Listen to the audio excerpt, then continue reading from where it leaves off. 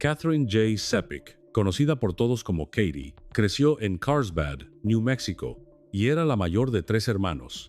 Se graduó de New Mexico State University con un título en negocios y estaba a punto de comenzar una maestría para obtener su MBA. Su familia decía que era una joven de 22 años abierta, alegre e inteligente.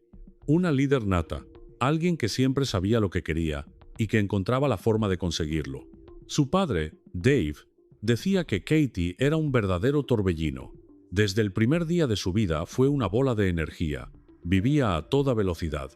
Desde pequeña era ruidosa, traviesa y siempre estaba organizando pequeños espectáculos para su familia o lanzándose de lleno a cualquier actividad deportiva. Tenía una personalidad fuerte y un sentido del humor increíblemente rápido. Su hermana menor, Caroline, la recordaba como una persona que veía cada momento como una aventura. Era muy amable y sociable, pero también un poco mandona. Le encantaba planificarlo todo y asegurarse de que las aventuras ocurrieran según sus propios planes. Solía decir, esto es lo que vamos a hacer. Vamos. En 2003, Katie estudiaba, formaba parte de una fraternidad femenina, trabajaba como mesera y llevaba 8 meses saliendo con su novio, Joe. Su vida estaba llena de actividades y disfrutaba las vacaciones de verano antes de regresar a clases. Pero lamentablemente, la relación entre Katie y Joe había comenzado a atravesar un momento complicado. Katie estaba por iniciar sus estudios de posgrado y Joe planeaba mudarse a varias horas de distancia para trabajar en el negocio familiar. Ya no estaban seguros de cómo sería su futuro juntos. Aún así, era el fin de semana de Labor Day y decidieron dejar los problemas de lado para disfrutar. Katie y Joe, junto con su compañera de apartamento Tracy y varios amigos más, recorrieron distintos bares, bebieron, bailaron y se divirtieron. Cuando los locales comenzaron a cerrar, todos fueron a una fiesta en una casa donde había entre 30 y 40 personas. La celebración continuó hasta el amanecer. Las cámaras de seguridad de uno de los bares captaron a Katie y Joe tomados de la mano. Parecía que todo estaba bien entre ellos. Pero ya en la fiesta, estalló una discusión cuando Katie sorprendió a Joe besando a otra mujer. Discutieron, borrachos y delante de varios testigos, y alrededor de las 3 de la madrugada, Katie se marchó sola. Más tarde, Joe y uno de sus amigos recorrieron la ciudad en el automóvil de Katie intentando encontrarla. Pasaron frente a la casa de Katie y vieron que la luz de su habitación estaba apagada. No se detuvieron porque asumieron que ya había llegado y estaba durmiendo. Regresaron a la fiesta y Joe, bajo los efectos del alcohol, terminó dormido en una silla junto a la misma mujer con la que lo habían visto antes. Cuando los asistentes comenzaron a despertar, notaron que Katie nunca había regresado, aunque su automóvil seguía estacionado afuera. Katie vivía a solo unas cuantas cuadras de la casa donde se realizaba la fiesta. Sin embargo, se había marchado en medio de una noche fría y oscura sin llevar absolutamente nada. Su teléfono quedó dentro de la casa junto con su bolso y sus llaves. Todas sus pertenencias seguían allí. Simplemente salió hacia la oscuridad con las manos vacías. Tracy, sabiendo que la relación de la pareja había estado pasando por dificultades, le preguntó a Joe si habían discutido. Joe respondió que no. Ni siquiera mencionó a la otra mujer. Después de llamar a todas las personas que podían haber visto o escuchado algo sobre Katie, sin obtener respuestas alentadoras, Tracy le pidió a Joe que fuera sincero. ¿Tuvieron una pelea? ¿Qué pasó para que ella se fuera? Finalmente, Joe admitió la discusión, pero aseguró que todo había terminado allí. Pensaba que Katie simplemente intentaba darle una lección y estaba molesto por su comportamiento. Tracy regresó rápidamente a casa y entró de inmediato a la habitación de Katie. Todo estaba intacto. La madre de Tracy también había pasado la noche allí y no escuchó nada extraño. Llamaron a hospitales sin éxito y después contactaron a la policía, pensando que tal vez la habían detenido por estar ebria. La respuesta volvió a ser negativa.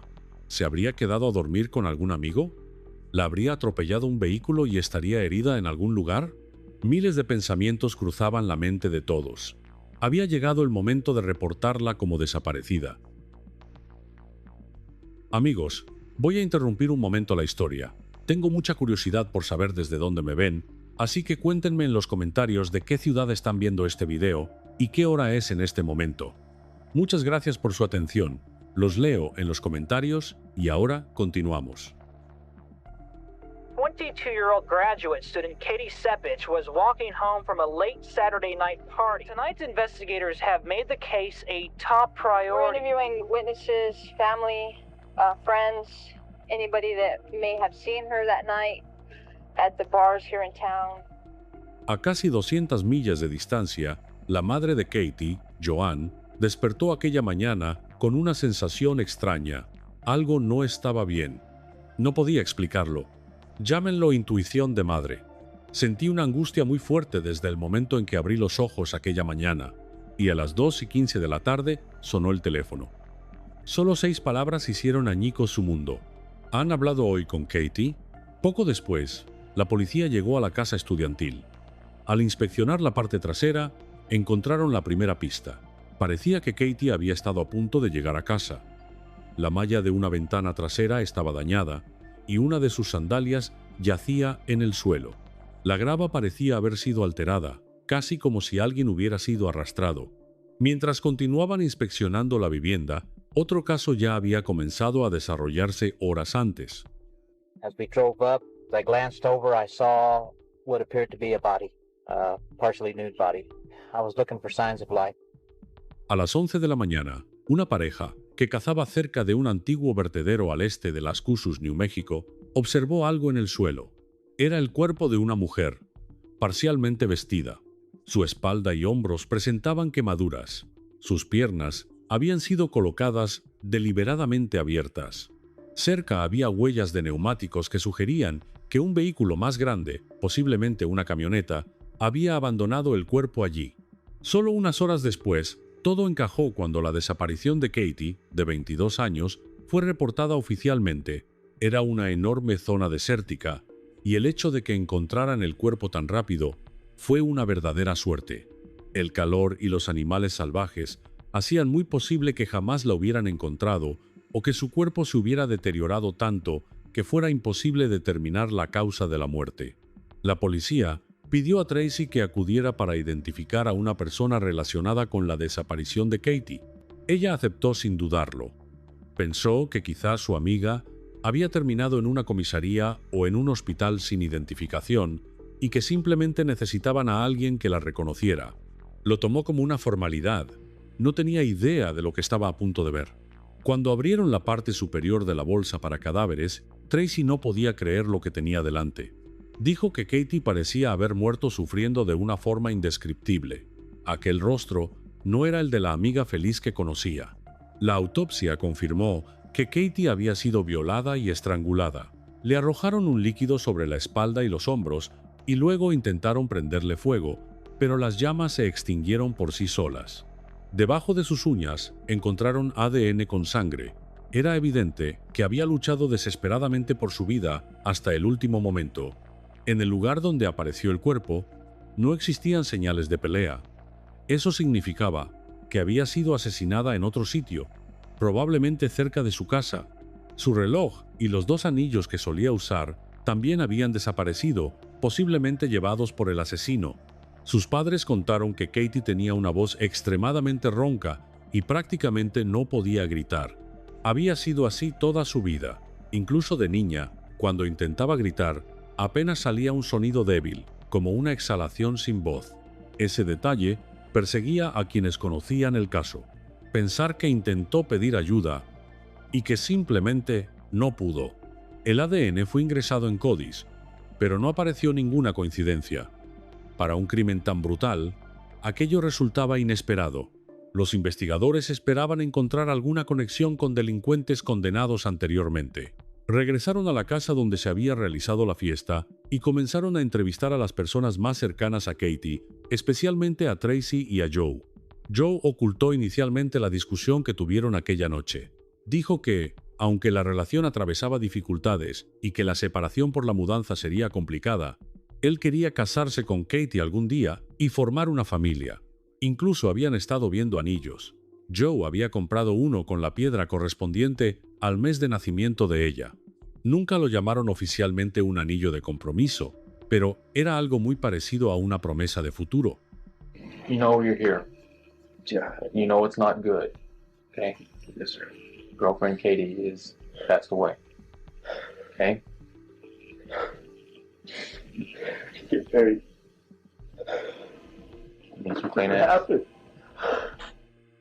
Sin embargo, las sospechas crecieron cuando Joe admitió que habían discutido aquella madrugada y que había besado a otra mujer estando ebrio. Pero además, de las casi 40 personas presentes en la fiesta, fue el único que se negó a entregar una muestra de ADN. I was hoping you could tell me a little bit more about what happened. Just last night, she got mad at me. Came home from the bar. She got mad at me because I was kind of pulling her off, my roommate's sister. She walked in and then she left. And that's the last, that's the last time I saw her. I drove by her house. Her light wasn't on, so I didn't stop. I was really drunk. I really didn't care. I kind of like that. I think I don't care about a relationship very much. I'm not really faithful as I should be. Negó cualquier participación en lo que le ocurrió a Katie. Sí, habían discutido. Sí, la noche había salido mal. Pero, ¿asesinarla? Jamás. Did you kill her? No, sir. How did it happen? What, sir? Her death. I don't know, sir. I know nothing about it. Sir, I know nothing about it. I feel so bad. Katie was everything to me. If she was everything to you, why were you screwing around on her I know, nose? sir. I get drunk. I'm stupid,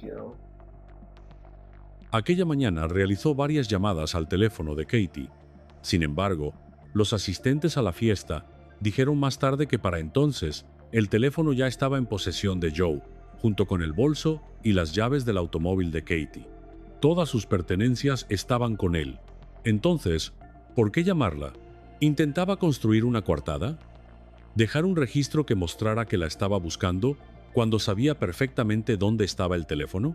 Esa pregunta llamó inmediatamente la atención de los detectives. Apenas unos días después del asesinato, Joe regresó a la casa de su familia, a más de 300 millas de distancia. Desapareció de la ciudad, donde poco antes planeaba una vida junto a Katie. Los investigadores le pidieron que regresara para otro interrogatorio. Él respondió que era imposible.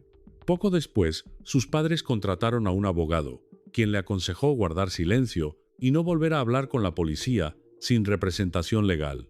En ese punto, la investigación prácticamente se concentró en él. Su comportamiento parecía demasiado extraño, demasiado sospechoso. Era el mismo hombre que había llorado frente a los detectives diciendo que quería casarse con Katie, que no imaginaba la vida sin ella, que ella lo era todo. Pero para todos los demás, parecía haberse alejado completamente del caso. No cooperaba, evitaba reuniones, ni siquiera respondía a preguntas simples que podían ayudar a la investigación. Su abogado declaró públicamente que no estaba conforme con la manera en que se estaba llevando el caso y que por eso su cliente había decidido mantenerse al margen. Sin fundamentos legales suficientes, la policía no podía obligarlo a regresar, declarar ni entregar una muestra de ADN. La familia de Katie estaba desconcertada. Siempre habían tenido una buena impresión de Joe. Parecía atento, cariñoso y profundamente enamorado de Katie. Sus padres estaban convencidos desde el principio de que el responsable era un desconocido, un ataque aleatorio y brutal. Y definitivamente no Joe. Tracy pensaba exactamente lo mismo. Más de 1000 personas asistieron al funeral de Katie. La iglesia no pudo albergar a todos. Tuvieron que instalar altavoces en el exterior para que quienes permanecían afuera pudieran escuchar la ceremonia y las despedidas. La única persona que no estuvo presente fue Joe. Al enterarse de que muchos rechazaban la idea de verlo allí, decidió quedarse a cientos de millas de distancia. Eso solo generó más confusión y dolor para la familia de Katie. Simplemente no podían entenderlo. Mientras decenas de vehículos permanecían estacionados cerca de la iglesia, los investigadores continuaban trabajando. Revisaron neumáticos en busca de coincidencias con las huellas encontradas junto al cuerpo de Katie. No encontraron ninguna. Incluso ocultaron una cámara cerca de su tumba, esperando que Joe apareciera y hiciera o dijera algo sospechoso. Nunca fue. Se ofreció una recompensa de $50,000 por cualquier información que ayudara a resolver el crimen. Más adelante, la cifra se duplicó, pero la investigación cambió drásticamente cuando los detectives finalmente obtuvieron ADN de Joe en la habitación de Katie. Los resultados lo descartaron por completo. No existía ninguna relación entre sus rastros biológicos y el crimen. Después de enterarse de esto, Joe finalmente aceptó hablar con los investigadores y proporcionó su propia muestra de ADN. Explicó que no quería hacerlo antes porque recientemente había tenido relaciones con Katie y temía ser acusado si su ADN aparecía relacionado con la escena. Al final, Joe dejó oficialmente de ser sospechoso. La investigación pudo seguir adelante, pero ya se había perdido un tiempo valioso. Uno de los detectives, Mark Mears, dijo: «Me cuesta no querer golpearlo. Todo lo que tenía que hacer era colaborar por el bien de la familia de Katie». Pero no lo hizo. Sus constantes cambios de versión y su falta de cooperación fueron completamente innecesarios. Dave coincidía. Se había desperdiciado demasiado tiempo investigando a Joe cuando todo podría haberse evitado. Entonces apareció lo que parecía ser una nueva pista. Y esa pista los llevó a 1500 millas de distancia. 11 días antes del asesinato de Katie, una mujer de 25 años fue atacada por 2 hombres en Green Bay, Wisconsin. Después de discutir con su novio, salió de un bar y caminó sola durante la noche intentando calmarse. Fue entonces cuando 2 hombres la obligaron a subir a la parte trasera de una camioneta y la llevaron a una granja aislada. Allí la violaron brutalmente, intentaron estrangularla, le arrojaron un líquido inflamable y le prendieron fuego, abandonándola para morir en medio de la oscuridad y el silencio. Milagrosamente sobrevivió.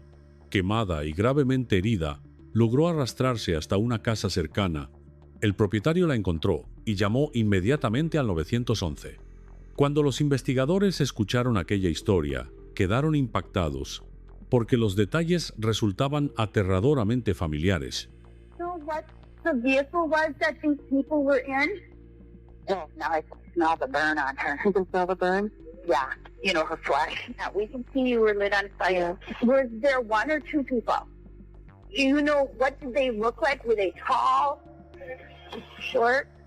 Increíblemente, sobrevivió a aquella auténtica pesadilla y logró recordar suficientes detalles sobre sus atacantes. A pesar del dolor, el shock y las heridas, pudo describir sus rostros, sus rasgos y hasta su forma de moverse, todo lo que pudiera ayudar a los investigadores. Con base en su testimonio, se elaboraron retratos hablados que se convirtieron en la única esperanza real de encontrar a los responsables. Los casos eran tan parecidos por la brutalidad, la forma del ataque y las circunstancias que surgió una inquietante pregunta. A pesar de estar separados por miles de millas, ¿podrían ser los mismos hombres? ¿Era posible que detrás de ambos crímenes estuviera el mismo grupo o la misma pareja de depredadores? La policía local prácticamente no tenía pistas. No había sospechosos claros. No existían pruebas directas. Los detectives tuvieron que investigar cada posibilidad, cada coincidencia y cada llamada anónima que recibían. Cuando los retratos hablados fueron difundidos públicamente, ocurrió algo inesperado. El encargado de una granja lechera observó las imágenes y reconoció de inmediato a los hombres. Eran 2 de sus trabajadores, Gregorio Morales, de 27 años, y Juanito, de 23. Después del ataque, ambos habían abandonado la ciudad apresuradamente, como si estuvieran huyendo de algo. Sin embargo, Gregorio había regresado recientemente y retomado su trabajo en la granja como si nada hubiera ocurrido. El encargado y la policía idearon un plan para obtener su ADN sin levantar sospechas. Le entregó una bebida en una botella y, cuando terminó de beberla y la dejó a un lado, la recogió y la entregó a los investigadores. Aquel objeto aparentemente insignificante terminó convirtiéndose en la clave. Meses después, los análisis confirmaron que su ADN coincidía perfectamente con el de la víctima de Green Bay. Gregorio fue declarado culpable de 2 agresiones sexuales, secuestro y lesiones graves por negligencia en primer grado. Recibió una condena de 50 años de prisión. Juan Nito, a quien los investigadores consideraban responsable de rociar a la mujer con líquido antes de prenderle fuego, también fue arrestado. Llegó a un acuerdo con la fiscalía y fue condenado a 70 años de prisión. Parecía que otro crimen aterrador había sido resuelto. Pero, a pesar de las escalofriantes similitudes entre ambos ataques, ni el ADN de Gregorio ni el de Juanito coincidían con el ADN hallado en el caso de Katie. Para los detectives fue un golpe devastador. Decían que aquello no significaba volver al inicio de la investigación. Era peor. era regresar al nivel cero. La frustración y la impotencia eran enormes porque el asesinato de Katie seguía sin resolverse. El tiempo avanzaba lenta e implacablemente. Ya habían pasado más de 2 años desde que encontraron a Katie y todavía no existían respuestas. Y fue entonces cuando los investigadores tuvieron que retroceder un poco y volver a examinar hechos que al principio parecían secundarios. 9 semanas después del asesinato de Katie, un hombre armado con un cuchillo irrumpió en el apartamento de 2 estudiantes de New Mexico State. Anela y Leslie lograron encerrarse en el baño y, presas del pánico, realizaron una desesperada llamada al 911 mientras el intruso permanecía al otro lado de la puerta. Ese incidente volvió a captar la atención de los detectives y abrió una nueva línea de investigación. Las 2 jóvenes ya habían visto antes a aquel hombre. Lo habían observado merodeando por el edificio, vigilándolas y mirando por sus ventanas. Pero esta vez estaba dentro. Y si la policía no hubiera llegado a tiempo, nadie sabe cómo habría terminado aquello. Por fortuna, los agentes lograron arrestar a un hombre de 23 años llamado Gabriel Ayla. Sorprendentemente, un juez decidió liberarlo bajo fianza para que, según explicó, pudiera poner sus asuntos en orden. Hasta el día de hoy, esa decisión sigue desconcertando a muchos investigadores. Enfrentando una posible condena de 9 años de prisión, Gabriel huyó a México, donde permaneció oculto hasta 2005. Finalmente fue detenido cuando intentó regresar a Estados Unidos y 1 año después fue condenado por robo agravado con intención de cometer una agresión grave. Recibió una pena de 9 años de prisión. Mientras estaba encarcelado, Gabriel tuvo que entregar una muestra de ADN. Y cuando los detectives recibieron los resultados, no podían creer lo que estaban viendo. Después de tantos años, finalmente había una coincidencia con la escena del crimen de Katie. El nombre de Gabriel era completamente desconocido para las autoridades de las CUSUS. Nadie dentro del círculo de Katie había oído hablar de él. Su exesposa, quien solicitó el divorcio después de su condena por robo, poseía un anillo encontrado en su camioneta.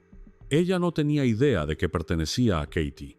Los investigadores también preguntaron por la camioneta que él conducía en aquella época. La mujer explicó que Gabriel la había vendido, pero logró contactar a los nuevos propietarios. Aunque los neumáticos ya habían sido reemplazados, encontraron los originales, y también coincidían con las pruebas del caso. Sin embargo, antes de que el proceso llegara a juicio, Gabriel confesó. Dijo que aquella madrugada casi atropelló a Katie con su camioneta cuando salía de ver a su distribuidor después de comprar cocaína. Se detuvo y le ofreció llevarla a casa, pero ella se negó. Solo le faltaban unas cuantas cuadras para llegar. Según Gabriel, ella parecía bastante ebria, pero insistió en que estaba bien. Él siguió su camino. Minutos después, volvió a pasar por el mismo lugar y la vio junto a una casa intentando entrar por una ventana. Volvió a preguntarle si estaba bien, y ella respondió, «Simplemente no puedo entrar a mi casa, no tengo mi bolso». Según Gabriel, en ese momento perdió la cabeza. La atacó, la violó, la estranguló hasta matarla. Después colocó el cuerpo en su camioneta. Más tarde lo abandonó en otro lugar e intentó quemar cualquier evidencia que pudiera relacionarlo con el crimen. El detective Mark Mears dijo que las probabilidades de que Gabriel se cruzara con Katie aquella noche eran mínimas. Si ella hubiera salido 30 segundos antes, o incluso 1 minuto antes o después, probablemente nunca se habrían encontrado. Él explicó, Today, we are rejoicing that it looks like we have the person who killed our daughter. We're so incredibly grateful for all of the hard work. Al día siguiente de Navidad, Gabriel Ayla fue acusado oficialmente de asesinato y secuestro. La fecha era tan simbólica como dolorosa. Ese mismo día, Katie habría cumplido 26 años. Mientras su familia intentaba sobrevivir a las fiestas sin ella, el sistema judicial daba el primer paso real para castigar al responsable. La fiscal del distrito, Susana Martínez, dejó claro desde el principio que no retiraría ninguno de los cargos. No habría acuerdos, no habría concesiones. Aseguró que el caso era sólido, que las pruebas eran contundentes y que la verdad saldría a la luz en el tribunal. Susana afirmaba no tener ninguna duda de que obtendría una condena. Y Gabriel lo sabía. Sus abogados también. Entendían perfectamente que sus posibilidades de escapar de la justicia eran prácticamente inexistentes.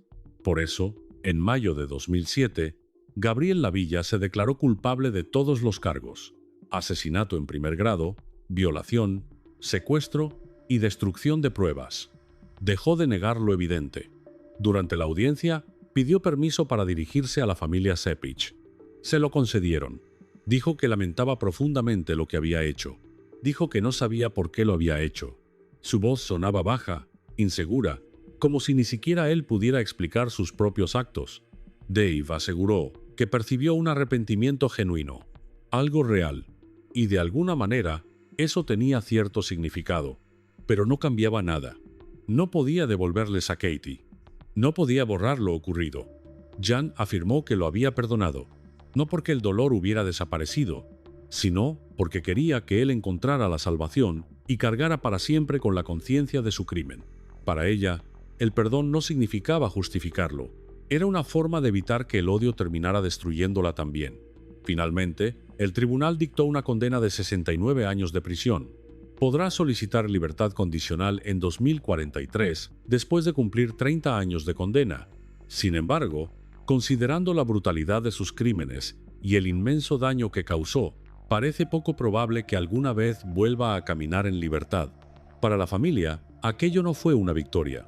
Fue simplemente el final de un capítulo y el comienzo de una vida marcada para siempre por la ausencia. 18. That's how many cold cases one New Mexico police department has reopened just this year. Officers say the success of Katie's Law has a lot to do with it. La familia de Katie decidió dedicar su vida a impulsar cambios reales. Pensaban constantemente en cómo transformar aquella tragedia en algo que pudiera ayudar a otras personas. No querían que la muerte de su hija se convirtiera en una estadística más. Querían que tuviera un propósito. Cuando encontraron a Katie en New Mexico, como en la mayoría de los estados del país, era ilegal obtener ADN de una persona en el momento de su arresto. Incluso si era sospechosa de un delito grave o violento, las muestras solo ingresaban a la base de datos después de una condena. Eso significaba que delincuentes peligrosos podían permanecer durante años fuera del sistema, cometiendo nuevos ataques una y otra vez. Diane explicó: comencé a investigar. Me sumergí completamente en el tema. Descubrí que casi todos los estados tomaban ADN después de una condena por delito grave, pero en ese momento solo 5 estados permitían obtener ADN desde el momento del arresto. Seguí investigando, revisando casos judiciales y estudiando ejemplos de vidas que podrían haberse salvado si esas muestras se hubieran tomado antes. Pasó noches enteras leyendo documentos, artículos e historias de otras víctimas. Y cuanto más aprendía, más comprendía la magnitud del problema. Pronto entendí que no se trataba solo de resolver el asesinato de mi hija. Eso era importante, pero no suficiente. Estaba decidida a lograr este cambio, porque una medida tan simple podía salvar miles de vidas en el futuro. Uno de los casos que más la impactó fue el de Chester Dwayne Turner. Había sido arrestado en California por un ataque con arma mortal, pero no existían pruebas suficientes para condenarlo y nunca le tomaron ADN.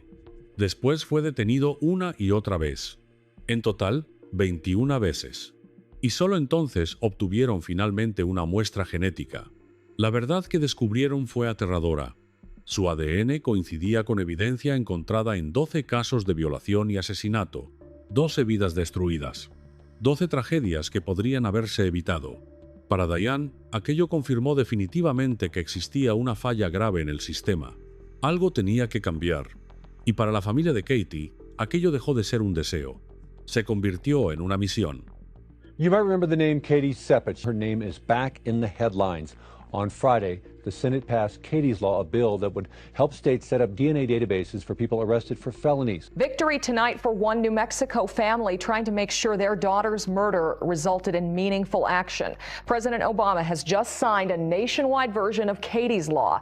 New Mexico has already had Katie's Law on the books since 2007. It's named for former NMSU student Katie Sepich. A bill to expand the state's Katie's Law is also moving forward at the Roundhouse. It's a bittersweet week for the family of Katie Sepich. I'm proud to say that 2 days after what would have been Katie's 32nd birthday, the Senate passed our bill unanimously. The day after Christmas was Katie's birthday.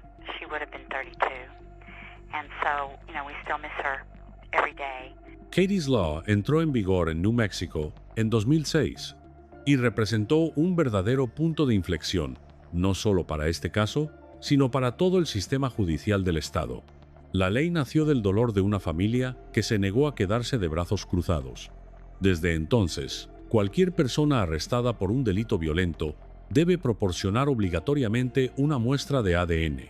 Las autoridades cuentan ahora con una herramienta que les permite identificar con mayor rapidez a delincuentes peligrosos y vincularlos con otros delitos. Cuando Gabriel atacó a Nella y Leslie, menos de 3 meses después del asesinato de Katie, si Katie's Law ya hubiera estado vigente, habría tenido que entregar su ADN durante aquel arresto anterior. Eso podría haber acelerado enormemente la investigación. Jane comprendía que la ley no habría salvado a su hija. Nunca se engañó respecto a eso, pero sí habría permitido sacar de circulación a un hombre peligroso mucho antes de que volviera a dañar a otras personas. Actualmente, 31 estados han adoptado Katie's Law o programas similares de recolección de ADN. Y en 2011, la ley fue ampliada aún más para incluir todos los arrestos por delitos graves, no únicamente los violentos. Jane también fundó DNA Saves, una organización sin fines de lucro dedicada a informar a legisladores y ciudadanos sobre el enorme valor de las pruebas de ADN. Quería que la tragedia de su familia sirviera para proteger a otros. Después de casi 2 décadas luchando por reformas, la familia reconoce que jamás conocerá a todas las personas que fueron ayudadas gracias a Katie's Law. Nunca verán los rostros de quienes fueron protegidos, ni de quienes evitaron una condena injusta, pero saben que esas personas existen, y esa certeza les da fuerzas para seguir adelante. Creen que Katie's Law ayudará a resolver miles de casos antiguos, evitará nuevas tragedias y protegerá a personas inocentes de ser acusadas por crímenes que jamás cometieron. Our camera was rolling this afternoon as Albuquerque police took in a suspect in the rape of an elderly woman. 27-year-old Francisco Perez is accused of attacking the 76-year-old victim at Alamosa Elementary School. Tonight, Albuquerque police are crediting a state DNA collection law known as Katie's Law for helping them find Perez. They're decade-old rape and murder cases that have haunted the state for years, like the killing of Susan Laporte and the strangling of Maria Padilla, both in 1985. But now the Santa Fe Police Department is reopening hundreds of those cold cases, 318 to be exact. Lieutenant Andrea Dobbins says the PD has a freezer full of evidence. In July, police sent thousands of pieces of hair, blood, and clothing samples to the state crime lab to try and finally crack some of those cases. Just recently, they sent even more DNA samples. Dobbins says the big push to solve the cold cases is the success of Katie's Law. AJ, el hermano menor de Katie, dijo que desde niño siempre la admiró. Para él no era solo una hermana, también había sido una figura maternal, alguien que lo apoyaba, lo guiaba y lo protegía cuando más lo necesitaba. Recuerda con una sonrisa cargada de tristeza cómo intentaba ser su corista durante los espectáculos familiares, tratando de seguirle el ritmo. Y aunque a veces ella ponía los ojos en blanco y fingía molestarse cuando él buscaba atención, jamás dudó en protegerlo cuando realmente importaba. Nadie se metía con él. Katie era ferozmente protectora, capaz de enfrentarse a cualquiera por defender a su hermano. Es un golpe directo al alma, dijo AJ. Simplemente no sabes cómo seguir adelante. No puedes ver más allá del próximo minuto, del próximo respiro. Confesó que el dolor era tan intenso que sentía como si el mundo se hubiera detenido para siempre. Katie podía ser complicada, pero también era un apoyo increíble. A veces era estricta, terca y difícil, pero siempre estuvo de mi lado. Era mi protectora y también mi mejor amiga. Jan explicó que después de la tragedia tuvo que cambiar por completo su manera de ver la vida. Según ella, es muy fácil caer en la trampa de los si hubiera y los tal vez. Pasar una y otra vez por escenarios imaginarios. Pensar en lo que pudo haber ocurrido, en lo que debería haber ocurrido, en lo que quizás podría haberse evitado. Y esas ideas terminan destruyendo lentamente a una persona. Después de perder a su hija, tomó una decisión consciente. Dejó de usar la palabra sí, tanto en voz alta como en sus pensamientos. Para ella, Esa palabra marcaba la diferencia entre un dolor que puede soportarse y uno que termina consumiéndote, porque no cambia nada, solo vuelve a abrir heridas, solo hace más profundo el sufrimiento. Y dijo, con calma pero con absoluta convicción, acepta lo que es, intenta cambiar lo que todavía puedes cambiar, pero no mires hacia atrás preguntándote, ¿y si hubiera sido diferente? No sonaba como un consejo, sonaba como una lección aprendida al precio más alto imaginable. University of Utah, 22 de octubre de 2018. Poco después de las 8 de la noche, Lauren McCluskey, de 21 años, salió antes de su clase nocturna. Mientras caminaba de regreso a su residencia universitaria, hablaba por teléfono con su mamá. Era una conversación agradable. Lauren estaba habladora, alegre y sonaba feliz. Se sentía mucho más segura y positiva que en las últimas semanas, y a sus padres les alegraba mucho escucharla así. En ese momento ya cursaba su último año en la universidad y, aunque los estudios suelen estar llenos de estrés, las cosas marchaban bien para ella. Estaba avanzando con éxito en una de sus tareas académicas y tenía todo bajo control. Pero, de repente, su mamá escuchó un grito. Lauren comenzó a gritar una y otra vez. ¡No! Un instante después, el teléfono cayó al suelo, y Jill escuchó un sonido como si alguien estuviera arrastrando a su hija por la fuerza hacia algún lugar. Luego, todo quedó en silencio. El padre de Lauren, Matt, llamó de inmediato al servicio de emergencias 911. Hi, my daughter, Lauren McCluskey, was talking to her mom, and then she just started saying, no, no, no, no, no. And it sounded someone might have been grabbing her or something. All units attempt to locate a suspect involved in possible kidnapping. The victim is Lauren McCluskey. Her mother heard her yell, no, no, on the phone. Then the line went quiet. Considerando la hora en que Lauren llamó a su mamá, no podía haber llegado muy lejos de su residencia universitaria. Pero si alguien la había obligado a subir a un automóvil, para ese momento ya podían haberla sacado del lugar. Y sin su teléfono, que habría permitido rastrear su ubicación, el tiempo jugaba en contra de todos. Mientras todos intentaban desesperadamente involucrar a la mayor cantidad posible de personas en la búsqueda, de pronto se escuchó un ruido en la llamada de Lauren. Parecía que alguien había levantado su teléfono. Sin embargo, no era Lauren. La mujer que encontró el teléfono le informó a un agente de la policía de la universidad que había visto varias pertenencias tiradas en el suelo y, junto a ellas, un teléfono del que la llamada seguía activa. Explicó que contestó y que al otro lado de la línea estaban los padres de la joven. El oficial respondió que ya estaba enviando una patrulla al lugar. Durante esa fría noche de octubre, mientras policías, periodistas y estudiantes intentaban entender lo que había sucedido, nadie podía encontrar a Lauren McCluskey. Sin embargo, bastó con revisar rápidamente la información sobre ella para comprender con quién estaban tratando. Y lo que generaba aún más preocupación era que las señales de peligro ya existían desde hacía algún tiempo. Desde que era una niña, había una cualidad que distinguía a Lauren McCluskey por encima de todo: su increíble determinación, especialmente cuando se trataba del deporte.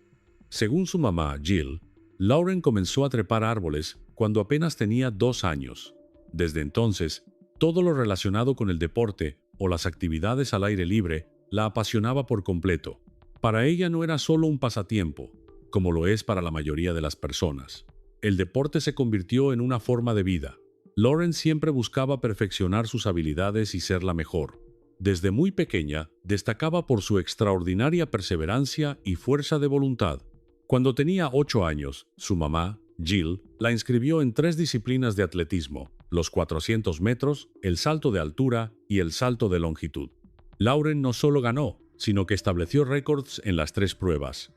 Unos años más tarde, obtuvo el segundo lugar en los Junior Olympic Nationals. Nunca se quejaba, ni siquiera cuando los entrenamientos se realizaban con mal clima o eran especialmente agotadores. Mientras muchos de sus compañeros pasaban los fines de semana descansando en casa, Lauren, extremadamente competitiva, entrenaba con dedicación y disfrutaba cada momento. A pesar de su carácter decidido, su padre, Matt, recordaba que Lauren era una persona muy sensible. Se entregaba por completo a todo lo que hacía pero al mismo tiempo reflexionaba sobre las cosas con mucha profundidad y atención. Muy pronto, su nombre comenzó a ser conocido mucho más allá de la pequeña escuela donde estudiaba. Matt recordaba que, al presentarse ante otras personas, muchas veces escuchaba la misma respuesta. ¿McCluskey? Entonces, usted es el papá de Lauren. Además del deporte, Lauren amaba profundamente a los animales. Era voluntaria en Whitman County Humane Society, donde ayudaba a socializar gatos para que les resultara más fácil encontrar un nuevo hogar. Después de terminar la preparatoria, la joven, llena de ambición, ingresó a University of Utah. Una de las principales razones fue el sólido programa deportivo de la universidad. Obtuvo una beca deportiva completa en atletismo y eligió comunicaciones como su especialidad. Una de sus conocidas, Diamond Jackson, describía a Lauren como una persona extremadamente inteligente, decidida y muy exigente consigo misma. Siempre sabía exactamente lo que quería y cómo conseguirlo. Lauren era una persona profundamente comprometida con su iglesia, sus amigos y su familia, y quería aprovechar cada oportunidad que le ofrecía la vida universitaria. Ocupaba el 10º lugar en la lista de las mejores marcas de la historia, entre las atletas de Utah en el pentatlón juvenil, y al mismo tiempo, mantenía un promedio de 3.77 GPA mientras estudiaba comunicaciones.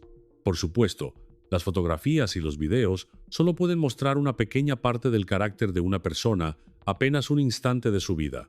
Pero incluso eso basta para ver que Lauren McCluskey era una joven feliz, exitosa y que avanzaba con seguridad hacia sus metas. Pero ahora, volvamos a los acontecimientos del 22 de octubre de 2018. Hi, my name's Matt McCluskey. My daughter is Lauren McCluskey, and she went missing tonight, and we reported it to the University of Utah Police. She's a student there. El campus quedó iluminado por las luces intermitentes de las patrullas, mientras una atmósfera de caos y tensión se apoderaba del lugar. Casi al mismo tiempo que Lauren desapareció, varios estudiantes informaron haber escuchado disparos. Las llamadas comenzaron a llegar a los servicios de emergencia, reportando un posible tiroteo. En ese momento, las autoridades aún no sabían si esos disparos estaban relacionados con la desaparición de Lauren, pero decidieron actuar considerando el peor escenario posible. El campus universitario fue puesto de inmediato en confinamiento total. Todas las clases nocturnas fueron canceladas. A los estudiantes se les ordenó permanecer en sus habitaciones, cerrar con llave puertas y ventanas y no salir al exterior hasta que la policía informara que el peligro había pasado. I'm calling about my daughter, Lauren McCluskey, that's missing. We do have officers on scene handling right now. We're actively looking for her. We're doing everything we can to track her down. Mientras los agentes de la policía universitaria y del Departamento de Policía de Salt Lake City revisaban sus registros de llamadas, rápidamente comenzó a surgir un panorama alarmante. Durante las últimas semanas, Lauren había acudido en repetidas ocasiones a las autoridades. Denunciaba que su exnovio la perseguía, la intimidaba, la acosaba y la chantajeaba. Según ella, él la llamaba desde números falsos, la vigilaba dentro del campus e incluso utilizaba distintos disfraces. Todas esas denuncias quedaron registradas oficialmente, pero nunca se tomaron medidas efectivas. Lauren y sus seres queridos temían seriamente por su seguridad. Por eso, cuando desapareció, su familia y sus amigos le dijeron de inmediato a la policía que la primera persona que debían encontrar era su exnovio. Poco después, University of Utah publicó en Twitter la descripción física del sospechoso. Se trataba de un hombre afroamericano de 37 años, de aproximadamente 190 centímetros de estatura y unos 113 kilogramos de peso. La última vez que fue visto, llevaba un gorro tejido gris, pantalones negros, una sudadera con capucha blanca y calzado blanco. Así comenzó una búsqueda masiva del sospechoso. Lauren conoció a Sha Fields el 1 de septiembre en uno de los bares donde él trabajaba como guardia de seguridad. Entre ellos, la relación avanzó muy rápido. Ella le dio su número de teléfono y al día siguiente ya habían acordado salir en una cita. Sha decía que estudiaba en Salt Lake Community College y que además trabajaba medio tiempo en un centro de llamadas. Regina, amiga de Lauren, recordaba que todo parecía un verdadero cuento de hadas. Todos se alegraban sinceramente por ella. Daba la impresión de que Lauren estaba completamente enamorada. Shah le regalaba flores, organizaba citas agradables, era atento y quería conocer a todos sus amigos. Incluso conectaba con facilidad con personas que Lauren apenas conocía, incluidos otros estudiantes de la residencia universitaria. Pero ese periodo perfecto no duró mucho. Muy pronto comenzó a mostrarse un lado completamente distinto de Shah, controlador y dominante. Al principio, la llamaba constantemente y se molestaba si ella no contestaba. Después, empezó a exigir que respondiera el teléfono apenas sonaran unos pocos timbres. Insistía en que Lauren usara ropa más recatada e incluso le regaló un gas pimienta, asegurándole que otros hombres podían representar un peligro para ella. Más adelante comenzó a hablar sobre armas de fuego e insistía en que Lauren debía tener una pistola en su habitación de la residencia universitaria. Esas conversaciones alarmaron a todos los que llegaron a enterarse de ellas. Sus amigos notaron que Lauren, de 21 años, poco a poco se iba aislando, se volvía cada vez más ansiosa y se distanciaba de quienes la rodeaban. No querían correr ningún riesgo. Quien más se preocupó fue su amiga Diamond, quien trabajaba en el servicio de alojamiento estudiantil de la universidad. Convencida de que la situación requería una intervención oficial, envió un correo electrónico a su supervisor en el que describió detalladamente su preocupación por Shah. Poco después, Lauren encontró por casualidad la identificación de Shah. Fue entonces cuando descubrió una verdad que la dejó completamente impactada. Ese hombre no era en absoluto quien decía ser. Shah Fields, de 28 años, en realidad resultó ser Melvin Rowland, de 37 años. Y lo más aterrador fue que, al verificar su verdadero nombre, descubrió que era un delincuente sexual registrado. En 2003, fue acusado de violar a una estudiante de 17 años y de solicitarle actos sexuales a través de Internet. Por aquel entonces, Melvin era estudiante universitario e incluso se le permitió seguir asistiendo a clases mientras estaba bajo vigilancia electrónica. Sin embargo, los investigadores y los fiscales concluyeron que un juicio resultaría una experiencia demasiado traumática para la víctima, por lo que las partes llegaron a un acuerdo de culpabilidad. Finalmente, Melvin se declaró culpable de solicitar actos sexuales a un menor a través de Internet y de intento de agresión sexual. Cumplió condena entre 2004 y 2013. Tras su puesta en libertad, incumplió reiteradamente las condiciones de su libertad condicional, lo que provocó su regreso a prisión. Una de sus audiencias de libertad condicional fue grabada en vídeo. Dicha grabación ofrece una perspectiva escalofriante sobre el pasado de Melvin, su mentalidad y la cantidad de mujeres que sufrieron las consecuencias de sus actos a lo largo de los años. They didn't tell me how many victims you have, so I'd like you to give me kind of a idea of what we're looking at victim-wise. I would say every female that I came across dating or met on the internet, I'd say every woman I've met or that came across, that I used my manipulation tactics to get what I wanted. Mm-hmm. So how many did you out and out rape like the one young lady?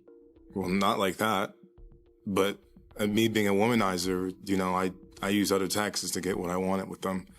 I'd say some similar, so I'd say two. Two others? But I see it in general just how I manipulated and used women in And general. how many women in general did you convince to have sex with you by manipulation? I got locked up at 22, and my sexual experience, I'd say about 50. Okay. Hopefully, when you get out, you'll have learned from this experience. Only time's going to tell. Yeah, I know I have that capability of reoffending, but again, it's something I'll have to prove. Además, Melvin también fue acusado de intento de violación, y otra mujer había obtenido anteriormente una orden de restricción que le prohibía acercarse a ella. Unos meses después de salir de prisión, Melvin recibió una advertencia oficial por parte de su oficial de libertad condicional, Megan. Según ella, era arrogante, excesivamente seguro de sí mismo y actuaba como si nada pudiera pasarle.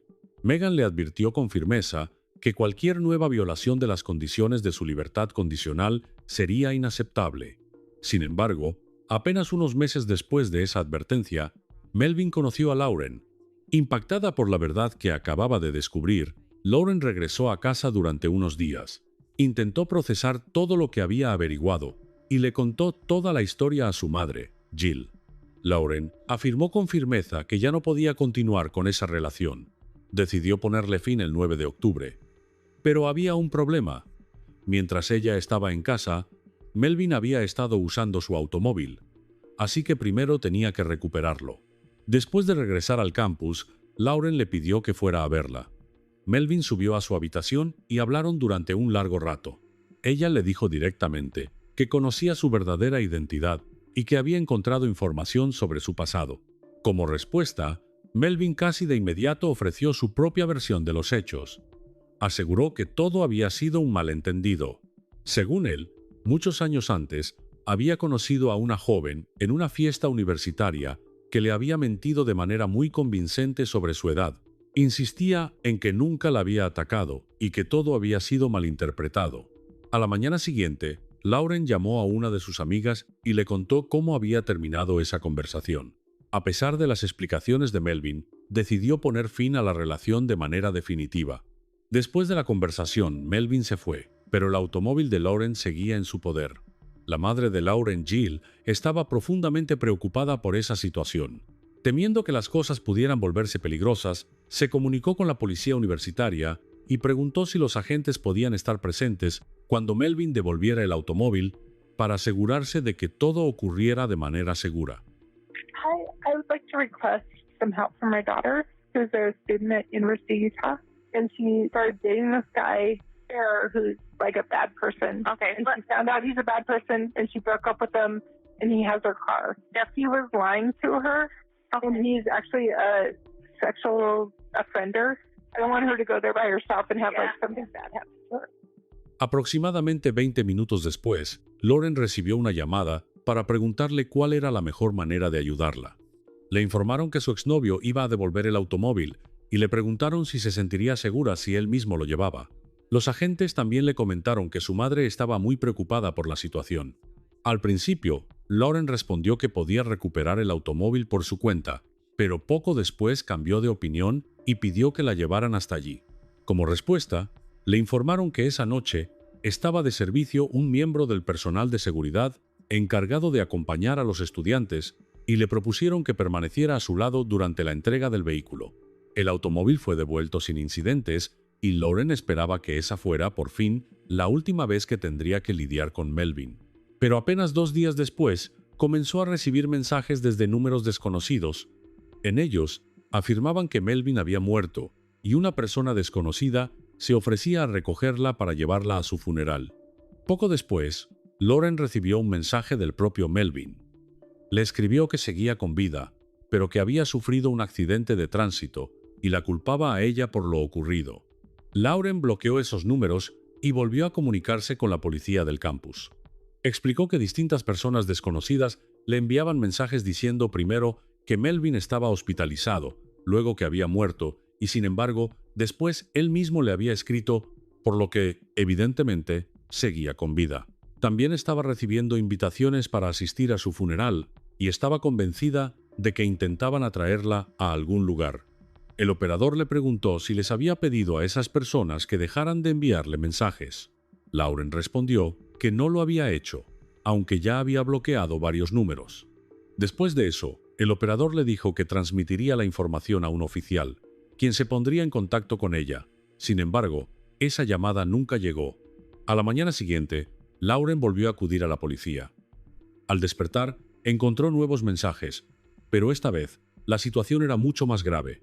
Informó que estaba siendo víctima de extorsión.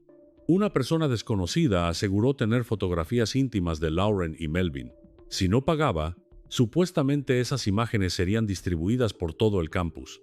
Poco después, Melvin también le escribió diciendo que había recibido exactamente el mismo mensaje. Lauren estaba convencida de que detrás de todo estaba él o alguno de sus amigos. Asustada, transfirió $1,000 a la persona desconocida a través de Venmo. Después, comenzaron a exigirle todavía más dinero y envió otros $1,000.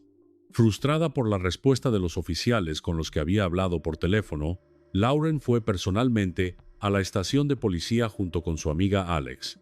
Según Alex, no fue fácil convencer a los agentes de que la situación realmente era peligrosa. Ellos suponían que se trataba simplemente de otra estafa por mensajes, y considerando lo frecuentes que son este tipo de fraudes, esa suposición por sí sola no era infundada. Sin embargo, Lauren explicó que su exnovio utilizaba identificaciones falsas, era un delincuente sexual registrado y tenía acceso al campus. En su opinión, todos esos hechos apuntaban directamente hacia él. Presentó una denuncia oficial y luego le informaron que se comunicarían con ella antes del martes. En ese momento era sábado, por lo que aún quedaban varios días de espera. Su caso fue asignado a la detective Kayla Duff, quien ese día no se encontraba de servicio. Su supervisor directo le había ordenado no presentarse a trabajar, y ella cumplió esa orden. Nadie en la policía verificó el nombre de Melvin en la base de datos ni revisó sus antecedentes penales. La información sobre él no fue compartida con nadie más, y todas sus acusaciones previas y violaciones de la libertad condicional pasaron completamente desapercibidas. Mientras tanto, los mensajes seguían llegando, y Lauren caía cada vez más en la desesperación, sintiendo que nadie tomaba su situación en serio. Ese día, a las 5:45 de la tarde, mientras pasaba frente a la estación de policía del campus, llamó al número de emergencias 911 para comunicarse directamente con el departamento de policía de Salt Lake City.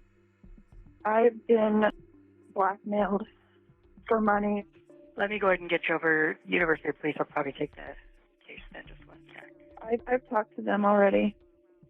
I just wanted to call you as well. Usually we just take it where you live, and then that agency does a case. Yeah, I was just concerned because I wasn't sure how long they were going to take. Okay, let me get you up to them so they can see what's going on with it. Just one moment. Do you know when an arrest would be made? You can talk to an officer if you want. I can arrange that if you want that. Okay. Yeah, that sounds good. La volvieron a transferir a la policía del campus. Lauren había quedado atrapada en un círculo sin salida. El 16 de octubre, Melvin confesó lo que había hecho a un compañero de trabajo y a su supervisor. En su lugar de trabajo, sabían que estaba en libertad condicional, pero nadie informó de su confesión al oficial encargado de supervisarlo. Más tarde, su compañero contó que Melvin admitió que recientemente había tenido problemas por una estudiante de la universidad con la que había salido. Dijo que le había mentido sobre su edad y que, cuando ella descubrió la verdad, puso fin a la relación. Según él, eso lo enfureció. Durante el fin de semana, le envió mensajes desde otro teléfono y le exigió dinero, amenazándola con publicar material comprometedor. También confesó que ella le había transferido $1,000 a través de Venmo y, más tarde, otros $1,000. Según su compañero, después de la segunda transferencia, Melvin entró en pánico. Comprendió que ahora inevitablemente tendría graves problemas, por lo que intentó devolver el dinero. También explicó que tenía acceso al correo electrónico de Lauren porque anteriormente ella había iniciado sesión en su cuenta desde su teléfono. Gracias a eso podía ver sus correos, incluidos los mensajes que ella enviaba a la policía del campus con capturas de pantalla de sus conversaciones. Así fue como descubrió que ya había acudido a las autoridades. Melvin confesó que estaba asustado. No quería volver a prisión y entendía que no podría esconderse para siempre. Cuando la empresa le informó que sería despedido, pidió que no lo obligaran a irse de inmediato y que le permitieran tramitar unas vacaciones. Su supervisor aceptó.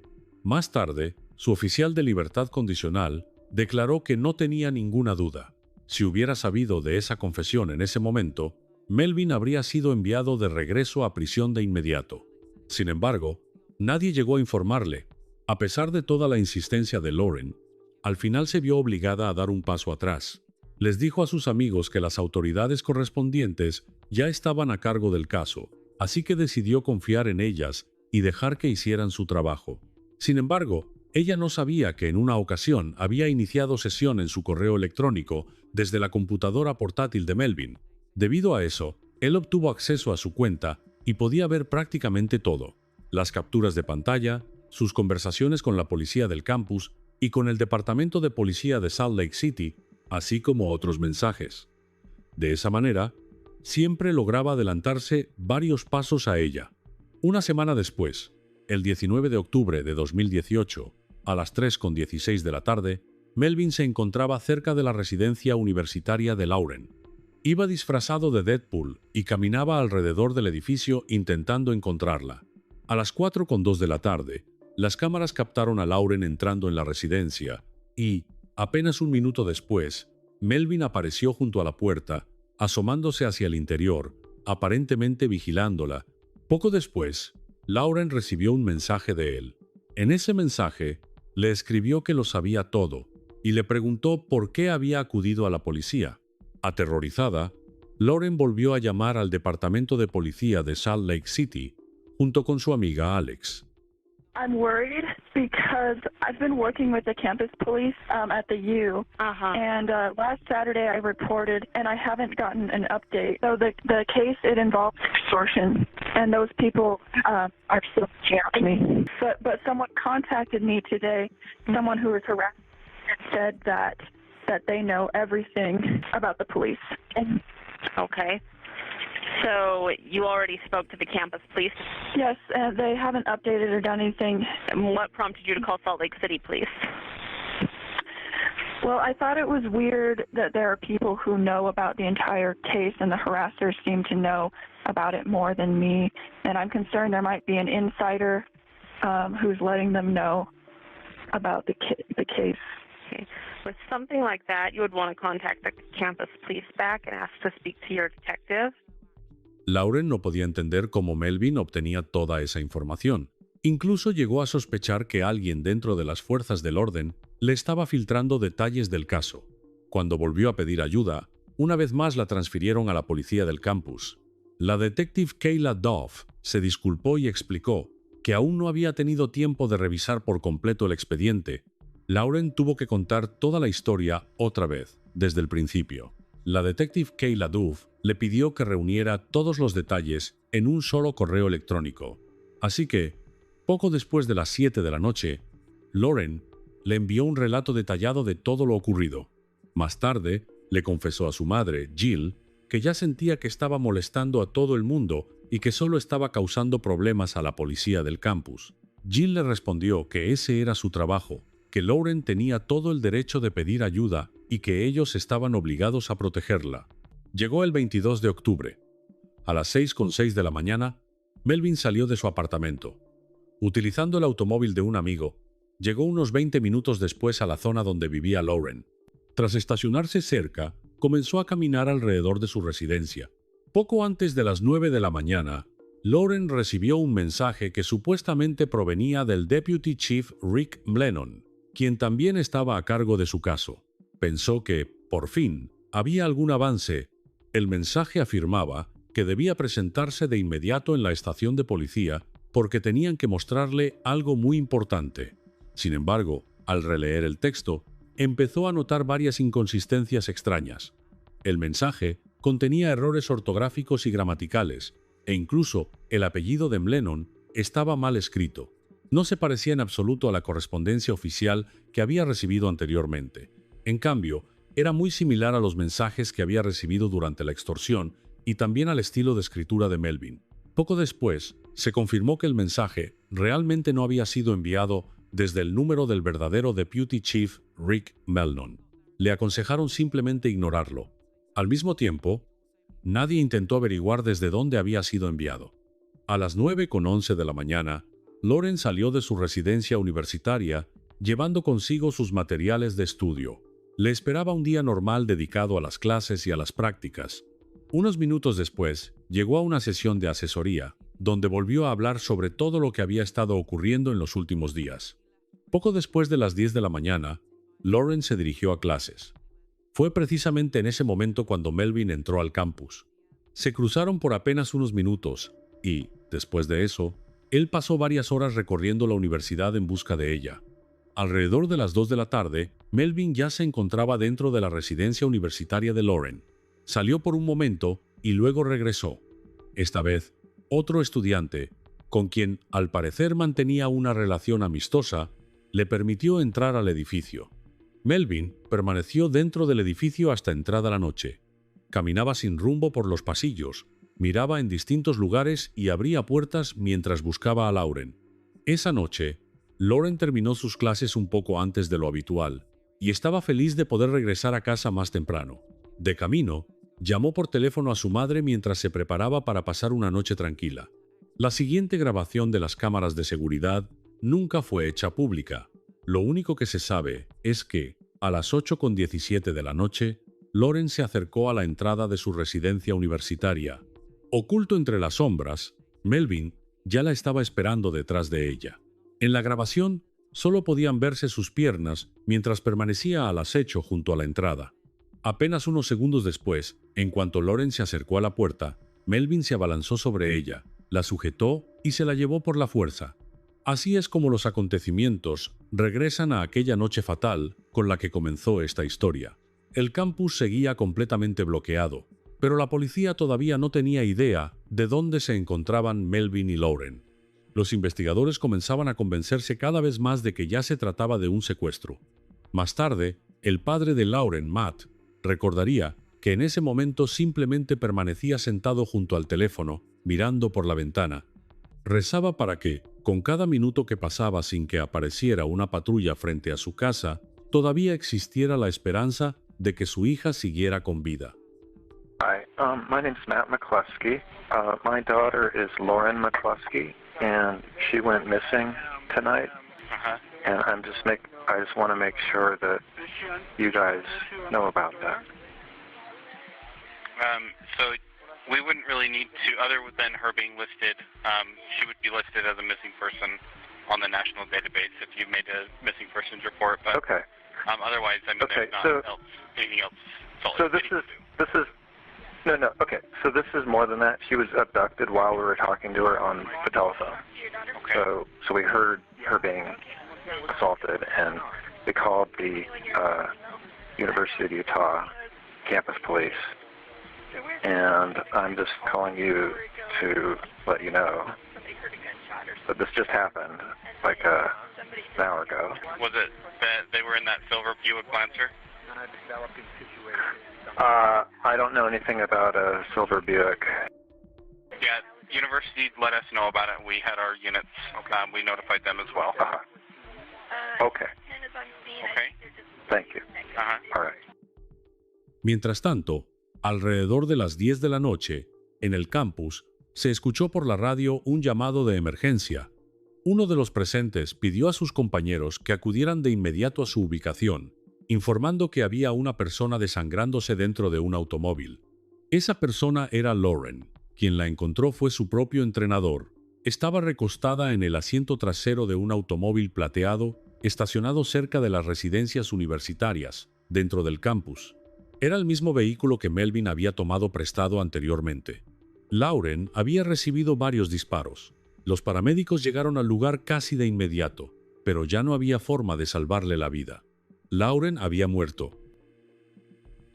Roland confronted Lauren, who was on the phone with her mother, in the parking lot right outside of her residence hall where we had viewed him on camera several days prior. In the altercation, she dropped her cell phone and her belongings. He dragged Lauren to a different spot in the parking lot where he forced her into the backseat of a car.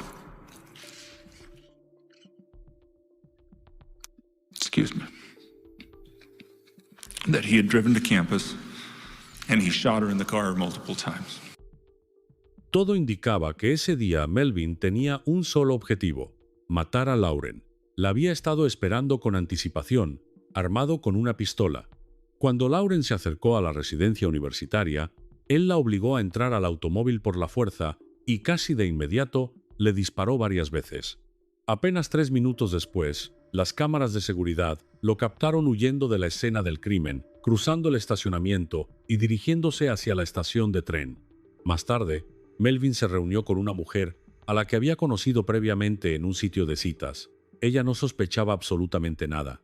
Cenaron juntos y después fueron a la casa de ella, donde Melvin se dio una ducha. Más tarde, la mujer lo llevó hasta una cafetería. Solo después vio en las noticias los reportes sobre el tiroteo y el operativo masivo para localizar al sospechoso. Reconoció de inmediato al hombre con el que acababa de pasar la noche y enseguida informó a la policía. Fue en ese momento cuando las autoridades obtuvieron por primera vez una confirmación confiable de que el hombre buscado era Melvin. Los agentes lo localizaron en la calle y comenzaron a perseguirlo a pie. Él huyó hacia una pequeña iglesia, rompió la cerradura y entró al edificio por la fuerza. Durante la persecución, por la radio se informó que los oficiales estaban persiguiendo al sospechoso del tiroteo, quien intentaba escapar a pie. Poco después, cuando las autoridades entraron en la iglesia, encontraron a Melvin en el interior. Parece que tiene una herida de bala autoinfligida. Melvin Rowland yacía muerto en el suelo a causa de una herida de bala que él mismo se había provocado. Había pedido prestada el arma a un conocido, diciéndole que quería enseñarle a su novia a disparar. Police in Salt Lake City, Utah say the man accused of shooting and killing a student at the University of Utah last night has taken his own life. Investigators say 37-year-old Melvin Rowland's body was found at a church in the city's downtown area. They were chasing him on foot. They chased him to this location after making entry into the church, and officers then coming shortly thereafter in clearing the building, they found our suspect deceased in a room in the church. The university identified the victim as Lauren McCluskey from Pullman, Washington. Police say McCluskey had previously been in a relationship with Rowland. They'd gotten into a dispute earlier in the evening. The campus was placed on a temporary lockdown, which was lifted shortly after 11 p.m. Coming to a college, you never want to be in a situation like this, especially in, I mean, there's more and more every day, but this is insane. Rowland was not a student at the university, according to police. He's currently listed on the Utah Sex Offender Registry for a 2004 conviction involving a minor. La noticia de la tragedia se propagó por todo el campus en cuestión de minutos. Poco después, el director deportivo de Utah emitió un sentido comunicado, rindiendo un emotivo homenaje a la memoria de Lauren. My heart and our entire department goes out to her family, who I've been texting with her mom. You know, we're blessed every day, educators, and then in my role as director and all the coaches and staff, to be around an elite group of students and student athletes. So when something like this happens, it just defies any logic, any reason. I mean, every single counselor that the university had showed up this morning. And there were some hugs and words, and you know, they're trying to figure it out. Their kids, this doesn't make any sense. But our focus, my focus as leader of the department, will be making sure they're okay. The rest of our student athletes are gathering. You know, we're not one team. I mean, we're not 20 teams. We're one team, and so we'll work really hard to make sure that they're okay. We'll honor her. We'll figure those things out. So we'll get through this. These are strong young people. They're resilient, and we're going to just do everything the rest of the year in Lauren's memory. Thank you. Lauren realmente hizo todo lo que estaba a su alcance. A pesar del miedo y de la sensación de estar sola, hasta el último momento actuó con dignidad y una fortaleza extraordinaria. Pidió ayuda en repetidas ocasiones, denunció las amenazas y confió en el sistema de justicia, con la esperanza de que la protegiera. Pero el sistema le falló. Al mismo tiempo, salió a la luz que Melvin trabajaba para una empresa de seguridad que no contaba con la licencia correspondiente. Sus superiores conocían las múltiples infracciones que había cometido, pero no informaron de ellas al oficial encargado de supervisar el cumplimiento de las condiciones de su libertad condicional. Después de la tragedia, el campus quedó sumido en un profundo dolor. Los estudiantes no podían contener las lágrimas mientras lloraban la pérdida de la talentosa atleta asesinada por su exnovio. Quienes conocieron a Lauren decían que siempre la extrañarían y que nunca dejarían de quererla. La recordaban como una persona sincera, amable y profundamente generosa, y afirmaban que su pérdida fue un golpe devastador para todos los que tuvieron la fortuna de conocerla. Después de esta tragedia, que más tarde se concluyó que pudo haberse evitado por completo, se llevaron a cabo dos investigaciones independientes. La primera fue realizada por el State Department of Public Safety. Su objetivo era determinar cómo Melvin había logrado durante tanto tiempo utilizar identificaciones falsas, violar las condiciones de su libertad condicional y evitar ser responsabilizado por sus acciones. La segunda investigación fue ordenada por la propia universidad.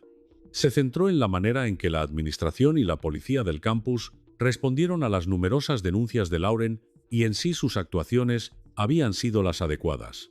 Como resultado de la investigación, se determinó que los oficiales que recibieron sus denuncias y registraron sus reportes cometieron graves errores durante el manejo del caso. It is very important that our students know that I have confidence in our Department of Public Safety and that our students and staff and faculty should not hesitate to reach out to our department as needed. I want to be clear that safety on our campus is a top priority for me and for my administration. This report does not offer us a reason to believe that this tragedy could have been prevented. Sin embargo, durante una conferencia de prensa, la presidenta de la universidad, Ruth Watkins, declaró que, en opinión de la administración de la institución, era imposible haber evitado esta tragedia. Sus palabras dejaron en estado de shock a los amigos y a la familia de Lauren. Diamond, amiga de Lauren y ex empleada de la universidad, no ocultó su indignación. En su opinión, la administración solo intentaba desviar la responsabilidad y evitar las consecuencias de sus propios errores. Afirmó que unos padres habían perdido a su hija para siempre, mientras que la universidad, en lugar de reconocer sus fallas, solo estaba tratando de proteger su propia reputación. La detective Kayla Duff, quien estaba a cargo del caso de Lauren, finalmente fue despedida. Más tarde, también salió a la luz otro caso, en el que se alegaba que tampoco había tomado las medidas necesarias para ayudar a otro estudiante. Perdió por unanimidad la apelación que presentó contra su despido. Sin embargo, tiempo después, fue contratada por la Weber County Sheriff's Office. Después de la tragedia, cada vez más personas comenzaron a hablar públicamente sobre casos en los que la policía del campus no había tomado en serio las denuncias de acoso, violencia y maltrato. La universidad empezó a recibir una gran cantidad de quejas de estudiantes que afirmaban que sus denuncias también habían sido ignoradas o no habían recibido la atención adecuada. Los acontecimientos tomaron un rumbo aún más preocupante cuando, durante una de las investigaciones, salieron a la luz nuevas circunstancias.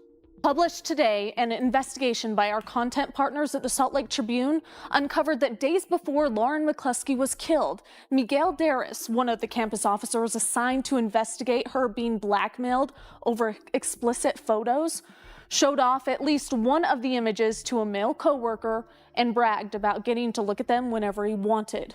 According to the Tribune, the university confirmed that information. Darris is currently working for the Logan Police Department. Today, they posted on Facebook about this report, saying in part, "We are very concerned about this allegation and are starting our own internal investigation to determine the facts.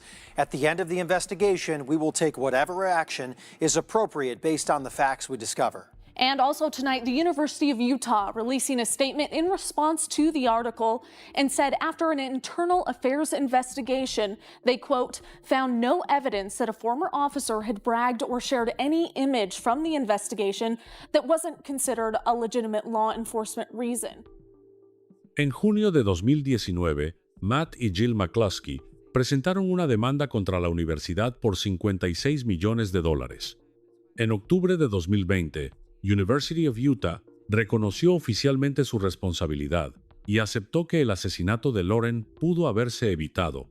La universidad llegó a un acuerdo extrajudicial y pagó una indemnización de $13,5 millones. La presidenta de la universidad, Ruth Watkins, declaró que la institución reconocía y lamentaba profundamente no haber respondido a la situación de Lauren como debía.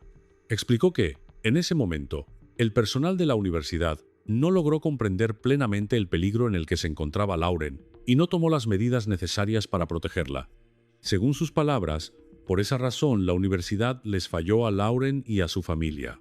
También añadió que, si los empleados hubieran contado con una mejor capacitación y protocolos de actuación más claros, habrían estado mucho mejor preparados para mantenerla a salvo. Además de la compensación económica, la universidad se comprometió a donar otros $3 millones a la Lauren McCluskey Foundation. Esa organización se convirtió en una de las principales formas de preservar la memoria de Lauren y continuar con su legado. La Lauren McCluskey Foundation fue creada por sus padres. La fundación trabaja activamente para mejorar la seguridad de los estudiantes en los campus universitarios y proteger a las personas que han sido víctimas de violencia en sus relaciones.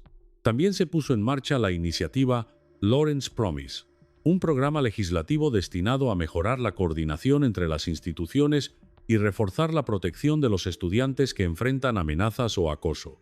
En University of Utah se crearon una beca y un fondo conmemorativo en honor a Lauren McCluskey, que brindan apoyo económico a estudiantes atletas dedicadas al atletismo.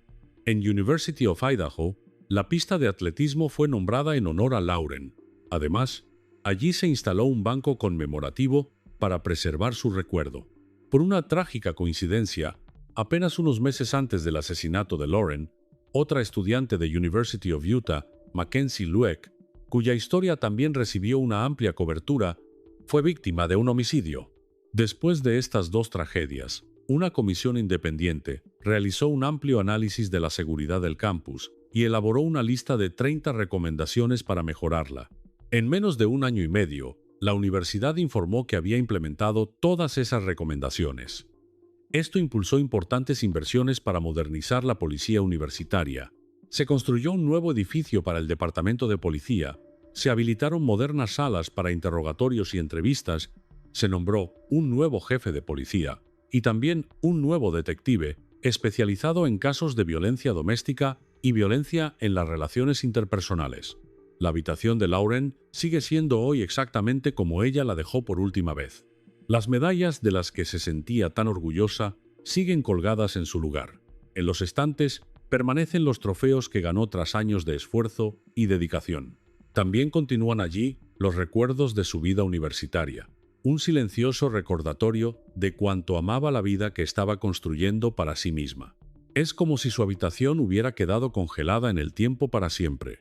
Cada objeto que permanece allí cuenta la historia de una joven con un potencial ilimitado, que entregó todo de sí para hacer realidad sus sueños.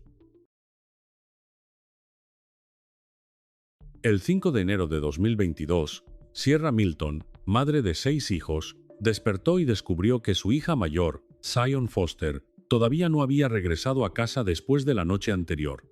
Zion cursaba el 12º grado en East Detroit High School y apenas en noviembre había celebrado su cumpleaños número 17. Como muchos adolescentes, Zion estaba atravesando una etapa de rebeldía.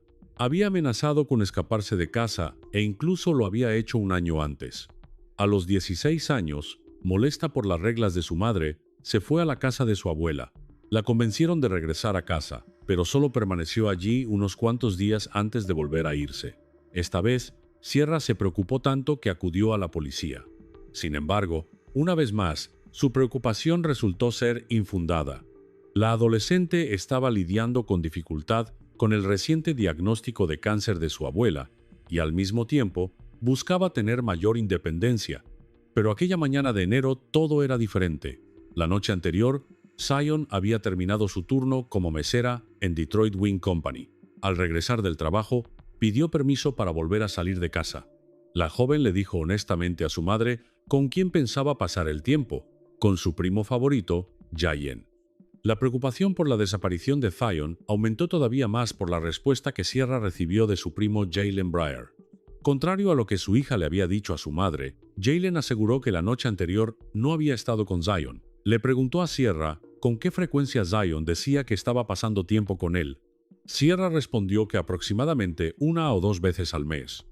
En respuesta, él escribió molesto que mentir, diciendo que estaba con él era algo extremadamente astuto y peligroso por parte de Zion.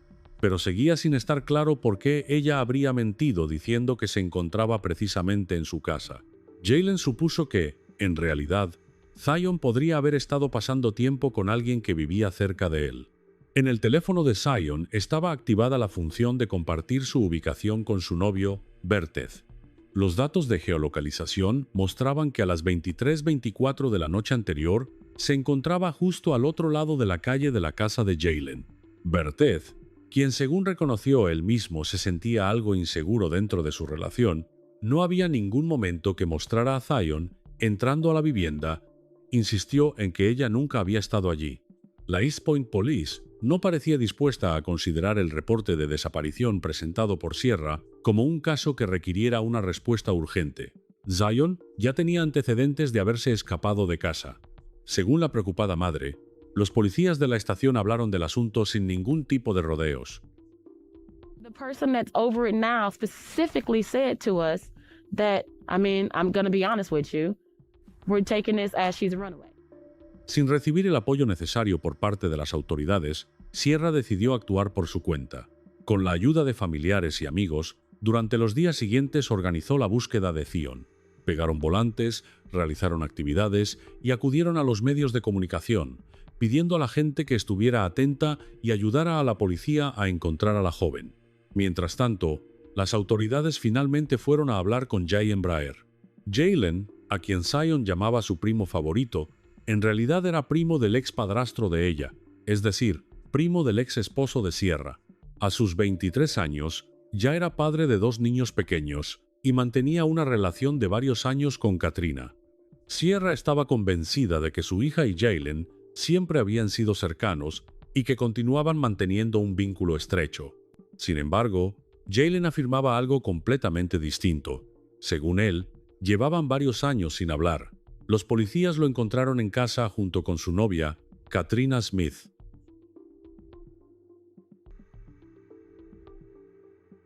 What's up? You Mr. Brazier? Yes, sir. What's your name, ma'am? Okay. You guys know Zion? Yes. Jaylen invitó a los policías a entrar a la casa y les permitió revisarla por completo. Les contó que la última vez que había visto a su prima había sido casi un año antes, en mayo de 2021. Según Jaylen, habían sido la madre de Zion y su novio quienes estaban convencidos de que la joven había estado con él aquella noche. También se ofreció a mostrar las grabaciones de las cámaras Ring. Sin embargo, al revisarlas, la madre de Zion notó que en las grabaciones de la noche del 4 de enero había algunos momentos faltantes. En su opinión, era evidente que parte del video había sido eliminado.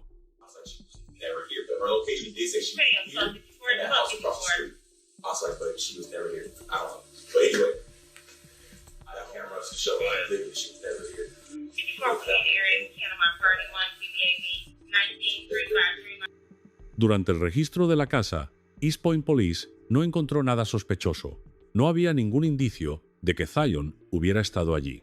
Las autoridades escucharon a Jaylen, quien explicó lo mucho que le molestaba haberse visto involucrado en toda aquella situación por culpa de su prima de 17 años, con quien, según él, casi no pasaba tiempo. The times when I left is when I took her to work and we came back, went to get gas. Just basically showing this girl was never in my house. So we believe you, man. And she's known to be a runaway. Like she's ran like 4 times, and every time she got some dude's house. Her mom knows this. Her mom's just playing it a certain way, and it's making me so fucking uncomfortable. She's known to be a runaway? Yes, I would assume you guys would know that. Not saying like you're not doing your job, just assume she would tell you the damn information. Well, now we know. I appreciate it. All right, guys. Enjoy the rest of your night. En ese momento, Jaylen quizá había logrado engañar a East Point Police, pero no a Sierra Milton. Ella había visto con quién salía su hija de casa y, en más de una ocasión, incluso había saludado personalmente a Jaylen en la entrada cuando él iba a recoger a Zion. Por eso, Sierra sabía que estaba mintiendo. Según ella, Jaylen afirmaba que no había visto a Zion ni había hablado con ella en 3 años, aunque eso era imposible, porque él personalmente había ido a su casa e incluso había abrazado a Sierra. La forma más sencilla de comprobar si Zion realmente había estado al otro lado de la calle de la casa de su primo, tal como mostraban los datos de geolocalización, era revisar las grabaciones de las cámaras de las casas vecinas. Alrededor de las 23:15 del 4 de enero, una cámara captó un sedán blanco, el vehículo que se sabía que utilizaba Jaylen Brazier cuando entró a la entrada de su casa. 2 personas bajaron del automóvil y pudieron verse claramente mientras entraban a la vivienda. Un hombre y una mujer. Aquella noche, poco antes de las 23, Jaylen había llevado a Katrina a su trabajo. Ella trabajaba en el turno nocturno de una planta de producción, de las 23 a las 6 de la mañana. Por lo tanto, la segunda persona que entró a la casa a las 23:15 no podía ser Katrina. Más tarde, los datos de geolocalización de los teléfonos confirmaron la identidad de las dos personas captadas por la cámara frente a la casa. Eran Jaylen Breyer y Zion Foster. La cámara no registró a Zion saliendo de la casa. En cambio, a la 1:41 de la madrugada, esa misma cámara ubicada al otro lado de la calle captó a Jaylen saliendo en su vehículo de la entrada de la casa y luego regresando en reversa, de manera que la cajuela del automóvil quedó orientada hacia el patio trasero. Unos minutos después, el vehículo se marchó. Menos de 10 minutos más tarde, regresó a la casa. Las autoridades obtuvieron órdenes de registro para la casa y el automóvil. Dentro de la vivienda, no encontraron nada relevante. Todos los objetos que estaban en el vehículo fueron cuidadosamente documentados y examinados. Pero al principio, no había ninguna evidencia evidente que pudiera explicar qué había ocurrido con Zion. La situación cambió cuando las autoridades llevaron perros entrenados para detectar el olor de restos humanos. Los perros señalaron claramente la zona de la cajuela del automóvil de Jaylen. El 19 de enero, Jaylen, de 23 años, acompañado por un amigo que era abogado, aceptó voluntariamente hablar con los detectives. Para entonces, ya era evidente que había mentido al decir que no había estado con Zion la noche de su desaparición. Fue entonces cuando Jaylen decidió contar la versión de los hechos que él consideraba verdadera. Admitió que aquella noche había recogido a Zion en su casa y la había llevado a la suya. Al regresar, acostó a dormir a sus dos hijos, de 1 y 2 años, y luego bajó hasta donde estaba Zion, que se encontraba en la sala. You guys mix up your weed, you roll up, you guys start smoking, you're just watching TV, just chilling? Yeah, she's telling me about how her and mom, their relationship's a lot better than it was the last time she talked to us.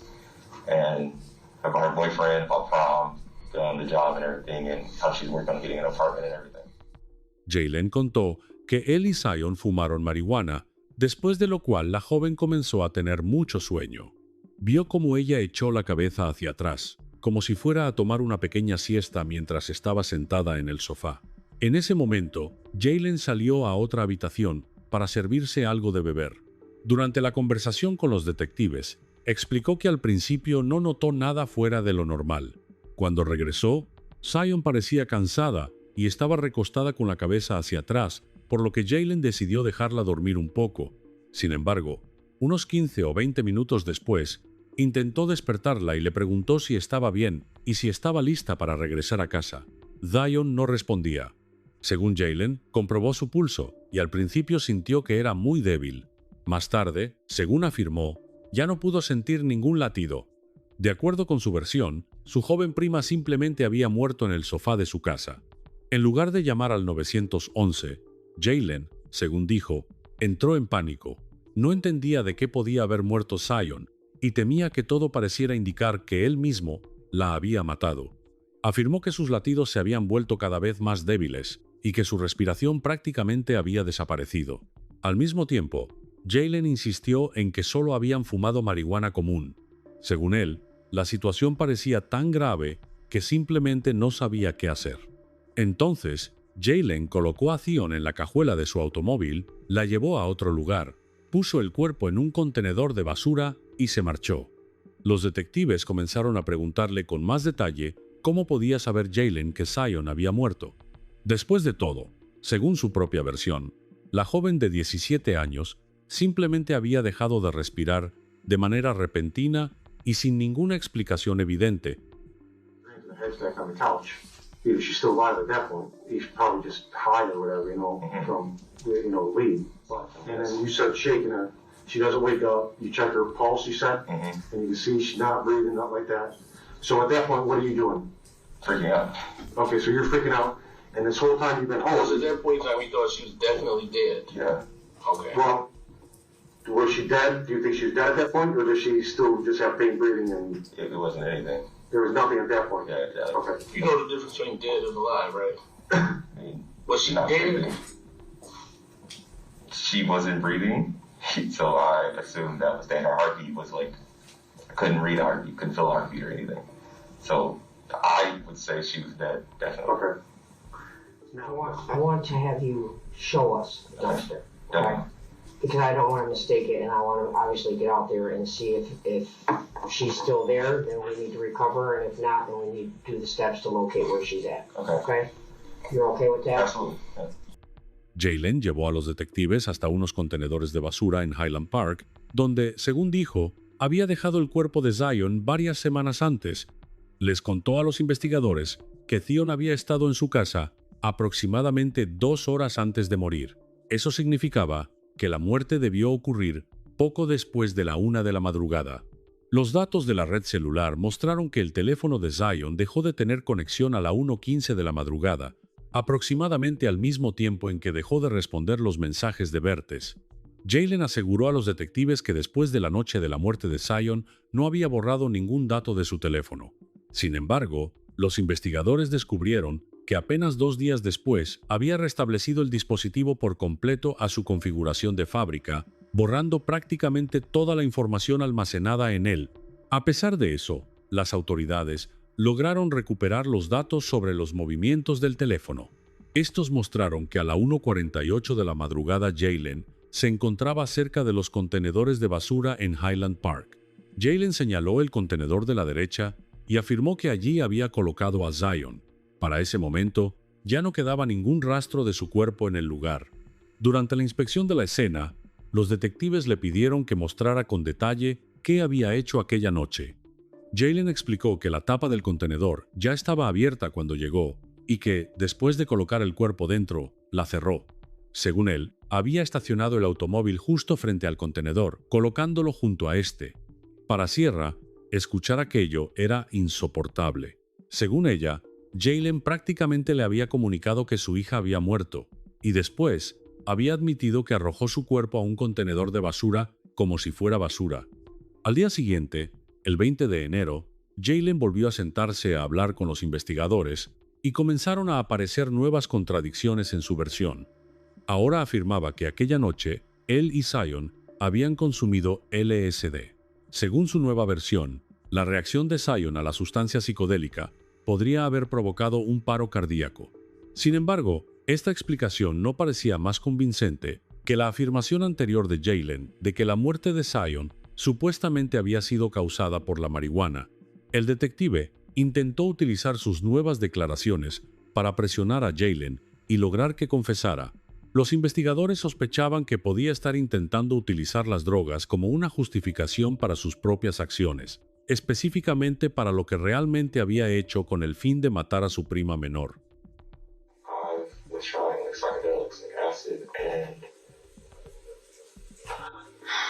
Okay. I think that's what killed her.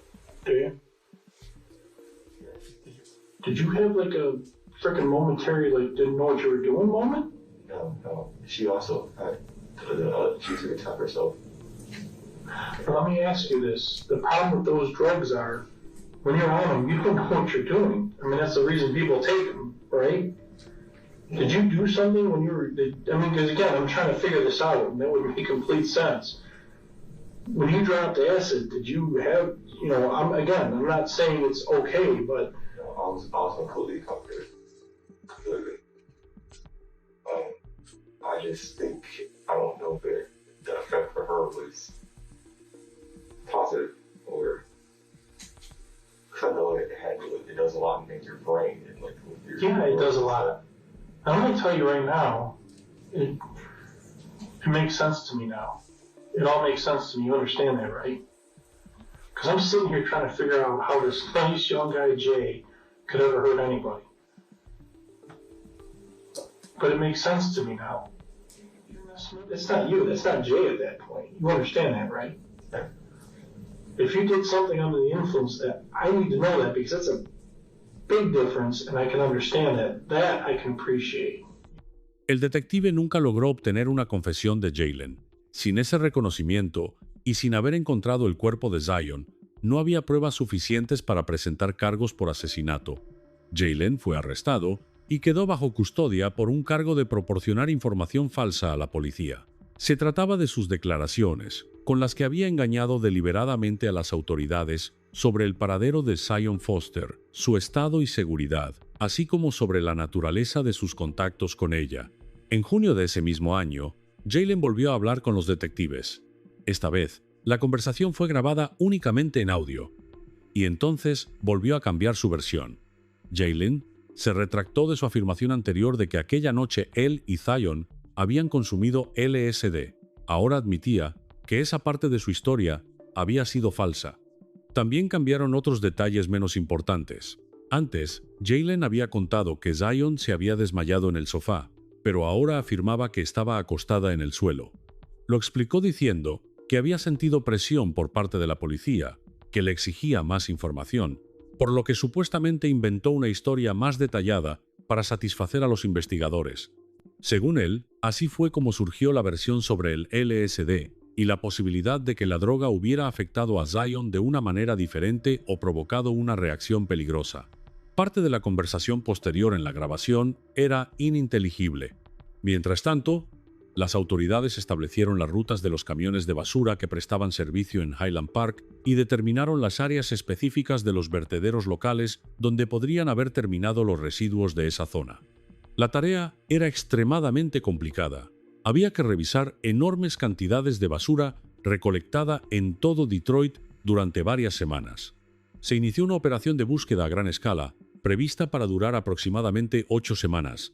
Decenas de voluntarios, en su mayoría con mascarillas y trajes de protección, y con el apoyo de maquinaria pesada, revisaban metódicamente capa por capa el vertedero, buscando cualquier rastro de Zion. We expect phase 1 to take approximately 2 weeks, but we're doing what's right for the right reasons, and we're going to do everything we possibly can to bring some degree of closure. Will never be complete closure, but some degree of closure and justice to this family. Mientras tanto, Jaylen Breyer enfrentaba una posible condena de hasta 4 años de prisión por las declaraciones falsas que había dado a la policía. El Detroit Police Department, o DPD, con el apoyo del FBI, continuaba intentando obtener una orden judicial en el caso del asesinato. Durante la audiencia de sentencia, Jaylen se dirigió al juez, tratando de explicar su posición. One, I did turn myself in. Yes, I lied, but I was not in the right state of mind. There was no way for me to prepare for a situation like that.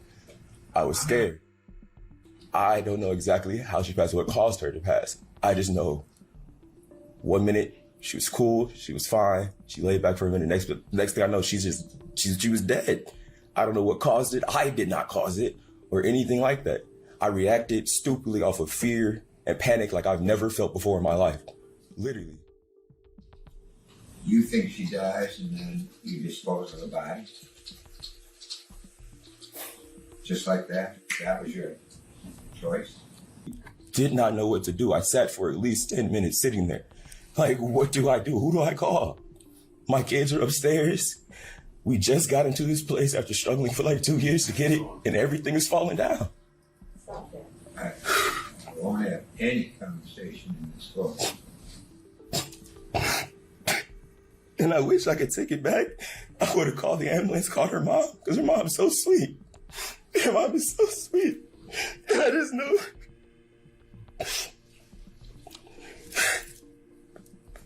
I wish I could take it back. Nobody'd be in the situation. At the very least, they'd be able to be like, okay, this happened, confirm this, and everybody has some sort of peace right now. Jaylen Breyer fue sentenciado a 23 meses de prisión. Mientras permanecía bajo custodia, sus llamadas telefónicas con su novia, Katrina, y otros miembros de su familia eran vigiladas cuidadosamente. De vez en cuando, utilizaba el código telefónico de otro recluso para intentar ocultar sus conversaciones, pero el intento no funcionó. Además, Jaylen tenía prohibido utilizar un teléfono celular, con el que había intercambiado miles de mensajes con Katrina. En sus llamadas, Jaylen preguntaba una y otra vez si había ocurrido algo grave. Parecía un intento apenas disimulado de averiguar si durante la enorme búsqueda en el vertedero habían encontrado algo o a alguien. En una de las conversaciones, reflexionó que lo más probable era que no hubiera ocurrido nada nuevo ni grave y que por eso, quizá la búsqueda hubiera sido simplemente el último intento por encontrar algo. Katrina, en respuesta, le pedía que se mantuviera firme y que dejara de hablar de ciertas cosas con tanta libertad. La preocupación de Jaylen por la búsqueda de Zion era muy reveladora. Si su versión era cierta y Zion realmente había muerto de manera repentina por una causa desconocida, pero no violenta, él habría tenido todos los motivos para querer que la encontraran. Encontrar el cuerpo de Zion podría haber confirmado sus palabras y demostrar su inocencia, y cuanto antes ocurriera, mejor. Además, ese habría sido precisamente el resultado natural que cabría esperar de un primo que realmente la quería. Sin embargo, lo extraño era que Jaylen expresara una y otra vez alivio, porque no hubiera ningún avance importante en la búsqueda. Cuando los últimos días de la enorme operación en el vertedero ya se acercaban a su fin, él se refería a ella como una búsqueda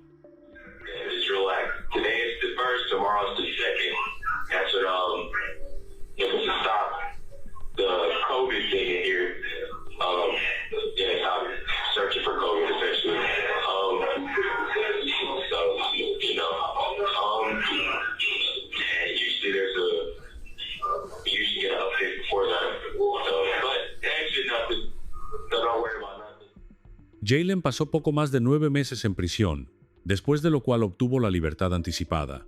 Fue incluido en un programa especial de encarcelamiento de 90 días, basado en el modelo de un campamento de entrenamiento militar. Estaba dirigido a personas condenadas por ciertos delitos, que tenían la oportunidad de trabajar en sí mismas mientras cumplían su sentencia, y a cambio, obtener la posibilidad de recuperar su libertad antes de tiempo. Ya había pasado casi un año, y Zion seguía sin aparecer. No se habían presentado cargos por asesinato, y ahora el principal sospechoso había regresado a casa con su familia. Para los seres queridos de Zion, esto provocaba indignación e incomprensión. ¿Cómo podía alguien admitir cosas tan graves y aún así terminar en libertad? Sin embargo, la libertad de Jaylen Brasier duró poco. El 13 de junio de 2023, después de 1 año y medio de investigación, DPD finalmente obtuvo una orden para arrestarlo. El hombre de 24 años fue acusado de asesinato en segundo grado, además de falsificación y ocultamiento de pruebas. Durante su arresto en el caso del asesinato de Zion, las autoridades incautaron otros 2 teléfonos celulares. Aunque anteriormente había restablecido por completo uno de sus dispositivos a la configuración de fábrica, los investigadores aún así lograron recuperar parte de su actividad. El historial de búsquedas había quedado almacenado en la nube. El 7 de enero, 3 días después de que, según sus propias palabras, hubiera dejado el cuerpo de su prima en un contenedor de basura, Jaylen realizó varias búsquedas en Google. Quería saber si los camiones de basura tenían una función de compactación, cuál era la fuerza de la prensa de un camión de basura, cómo obtenía la policía el historial de datos de un teléfono y cómo saber si la policía estaba vigilando a una persona. Además de estas búsquedas comprometedoras, los investigadores descubrieron que, varios meses antes del incidente, Jaylen había buscado repetidamente contenido pornográfico utilizando las palabras cousin y step cousin. Los expertos lograron recuperar los resultados en video de esas búsquedas. Según se informó, parte del material tenía un carácter extremadamente violento y explícito. Cuando el caso comenzó a acercarse al juicio, durante la audiencia preliminar salieron a la luz detalles y pruebas adicionales que habían aparecido después de la liberación de Jaylen. Al mismo tiempo, aquella audiencia también podía darle a la defensa una nueva posible versión de los hechos. Durante la audiencia, Bertes González declaró que, hasta donde él sabía, su novia tomaba regularmente medicamentos para la epilepsia. Según él, Zion le había dicho que sufría convulsiones y que, sin medicamentos, éstas se volvían más frecuentes e intensas. En una ocasión, Bertes vio personalmente cómo Zion perdió fuerza de repente durante unos segundos y se inclinó hacia adelante, después de lo cual recuperó rápidamente el conocimiento. En su opinión, aquel episodio podría haber sido una convulsión epiléptica. Have you ever seen her have a seizure? I think so. Yes, I believe so. And while she was having a seizure, explain to me what happened. Just, just like a little pass out, like that's it, like quick little seizure, like. And she was passed out. Was she foaming at the mouth or no? Okay, she was shaking uncontrollably. No. Okay, so she just passed out. Yeah, just for a quick second, and she like. Sierra Milton, cuyo hijo menor realmente había sido diagnosticado con una condición similar, declaró en el tribunal que ese no era el caso de Zion. Según ella, Zion nunca había sufrido convulsiones epilépticas. Cientos de páginas de registros médicos que abarcaban años de tratamiento parecían respaldar las palabras de Sierra. A pesar de ello, la versión de los hechos de Jalen Brazier comenzó a ser analizada desde otra perspectiva. La defensa planteaba que quizá alguna condición de salud de Zion pudo haber provocado su muerte repentina en la sala de Jalen. Tampoco se descartaba la posibilidad de que hubiera sufrido una convulsión. Now, there are only two people who can say exactly what happened inside of the house that night. One of them is Zion, and she is gone. The other is the defendant, and you will hear that nearly every time he spoke about what happened, his story changed. And although he got rid of Zion's body, you will see that he left behind a trail of digital evidence that is damning and will show you that the circumstances all lead to one and only one explanation for why Zion left his house in the trunk of his car that night, and that's because he murdered her. He also had a history of seizures and taking seizure medications. Now, on this particular day, she came over to Jalen's house. They were smoking. Jalen told the police after some time that she had shallow breathing and a faint heartbeat. He checked her to see if she was alive, and she was dead. He then feared, because he was doing drugs, which is still federally illegal, that he could be blamed for something, and he panicked. El teléfono de Zion dejó de tener conexión a la red a la 1:15 de la madrugada, la misma noche en que desapareció, y posteriormente el dispositivo también se perdió junto con ella. Sin embargo, el teléfono anterior de la joven permanecía en casa. Sierra Milton se lo entregó a la policía y en él, los investigadores encontraron meses de conversaciones entre Zion y su primo favorito.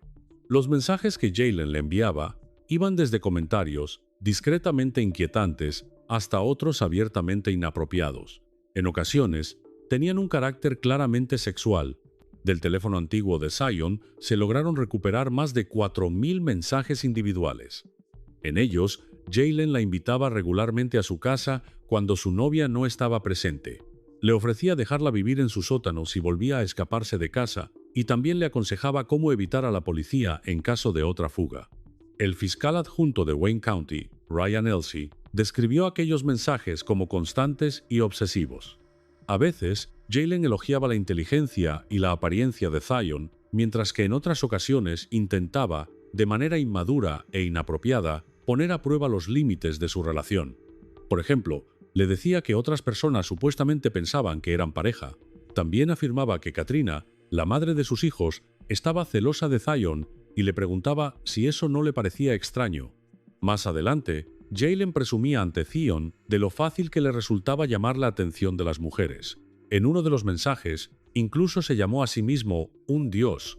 El fiscal Elsey resumió el caso diciéndoles a los miembros del jurado que Jalen, de 23 años, había ido formando durante años un vínculo inapropiado con su prima menor, había fantaseado con ella y que, el 4 de enero, probablemente terminó cediendo a sus propios impulsos. Según la acusación, ese fue el motivo retorcido que condujo a la muerte de Zion. Los miembros del jurado también escucharon que precisamente el día en que Jalen llevó a Zion a su casa, se enteró de que Katrina estaba embarazada de su tercer hijo. Los mensajes entre la pareja mostraron que, después de llevar a Katrina al trabajo, Jalen le mintió sobre lo que estaba haciendo. Más temprano ese día, debido a las náuseas y los sofocos, Katrina había acudido a un servicio de urgencias. Unas horas después, las náuseas regresaron. Ella le escribió varias veces a Jalen que se sentía demasiado mal para permanecer en el trabajo y le pidió que fuera por ella. A la 1:25 de la madrugada, escribió que creía que necesitaba irse a casa. A la 1:26, le informó que se sentía mal. Unos minutos después, añadió que le dolía el estómago, tenía náuseas y constantemente pasaba de sentir calor a sentir frío. En respuesta, Jalen simplemente le aseguró que podía soportarlo. Aquella noche, finalmente fue por Katrina, pero no llegó sino hasta cerca de las 3 de la madrugada. Cuando ella lo vio, notó un profundo arañazo en su clavícula. Jalen explicó que un gato lo había arañado, con tanta fuerza que incluso había sangrado. A Katrina le pareció extraño, ya que el animal nunca antes lo había arañado tan profundamente. El juicio duró 2 semanas completas en mayo de 2024. Jaylen decidió no declarar. La fiscalía llamó a 32 testigos, mientras que la defensa no presentó ninguno. El caso contra Jaylen se basaba en gran medida en pruebas circunstanciales, pero, en conjunto, parecían convincentes. Un antropólogo forense que estudió el historial médico de Zion concluyó que la única enfermedad que, en teoría, podría haber provocado su muerte era el asma. Sin embargo, un ataque de asma se habría manifestado de una manera completamente distinta a la descrita por su primo. En lugar de desmayarse tranquilamente y tener un pulso débil, Zion habría luchado desesperadamente por respirar, y habría sido evidente que se encontraba en estado crítico. Berthez repitió su testimonio anterior de que Zion supuestamente le había contado que sufría convulsiones. Al mismo tiempo, reconoció que su novia tenía cierta tendencia a adornar o inventar historias. Al parecer, Zion realmente disfrutaba contando diferentes historias. Brought her to his house late at night on January 4th of 2022, behind the back of his pregnant girlfriend, who was at work at the time. He brought Zion over to his house late that night, and she leaves that house in the trunk of his car on a night where he has an unexplained gash on his collarbone. What do you think happened inside that house that night? She died of COVID? She died of a seizure? There's a claim that he did all this. He did what he did because he was afraid of getting caught for marijuana. Afraid of getting busted for pot. You can use your common sense. If you go to a marijuana dispensary, there's not going to be a team of ATF agents waiting to bust you and take you to federal prison for that. It's about the equivalent of a parking ticket. You ever heard of somebody getting rid of a body to avoid a parking ticket? Sierra Milton y el resto de la familia de Zion esperaron mientras el jurado deliberaba sobre el veredicto. Sierra decía que había demasiadas contradicciones en el caso y esperaba que los miembros del jurado pudieran verlas, reconocer las mentiras y comprender la verdad. En su opinión, Jaylen había matado a su hija y después se había deshecho de su cuerpo, mostrando un completo desprecio por su vida. El jurado solo necesitó 30 minutos para regresar a la sala del tribunal. El veredicto fue contundente. Jaylen Brasier fue declarado culpable.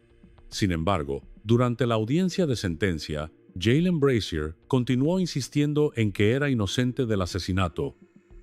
The picture's already painted, of course, and once we get to have that in our head, it is what it is, but Zion was not in any way violent. He wasn't hurt at all. And they said that I never wanted to apologize, but I never tried to apologize. That's not true. What I said is I know that my apologies were nothing because you can't change her. But what I did. Antes de anunciar qué condena recibiría Jaylen, el juez Donald Knapp hizo especial énfasis en que el acusado nunca había asumido ninguna responsabilidad, ni por el asesinato, ni por haberse deshecho del cuerpo de Zion, ni por haberle mentido a la policía, lo que provocó numerosos retrasos en la investigación. Aquella noche, el padre de 2 niños pequeños los dejó solos en casa, manipuló a miembros de su familia, les mintió y, finalmente, actuó por su cuenta. Según el juez Knapp, la probabilidad de que alguna vez pudiera rehabilitarse era extremadamente baja. Jaylen Breer fue sentenciado a entre 30 y 90 años de prisión por el asesinato, además de otros 5 a 10 años por falsificación y ocultamiento de pruebas. Ambas condenas deberán cumplirse de manera consecutiva. Después de que se anunciara la sentencia, Sierra contó que todo su cuerpo temblaba, pero cuando la decisión fue leída de manera tranquila y sin palabras innecesarias, sintió un enorme alivio. Para ella, era importante que el jurado hubiera visto que Zion fue amada, que sigue siendo amada, y que lucharon por ella, y que aquella sentencia era el resultado de esa lucha.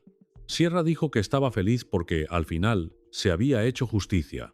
Al dirigirse a Jaylen, recalcó que él se creía más inteligente que los demás y había intentado engañarlos a todos, pero la gente lo había visto tal como realmente era. También expresó su esperanza de que nunca volviera a recuperar la libertad. El cuerpo de Zion Foster nunca fue encontrado. Más de 70 voluntarios y agentes de las autoridades registraron el vertedero durante casi 6 meses, antes de finalmente admitir que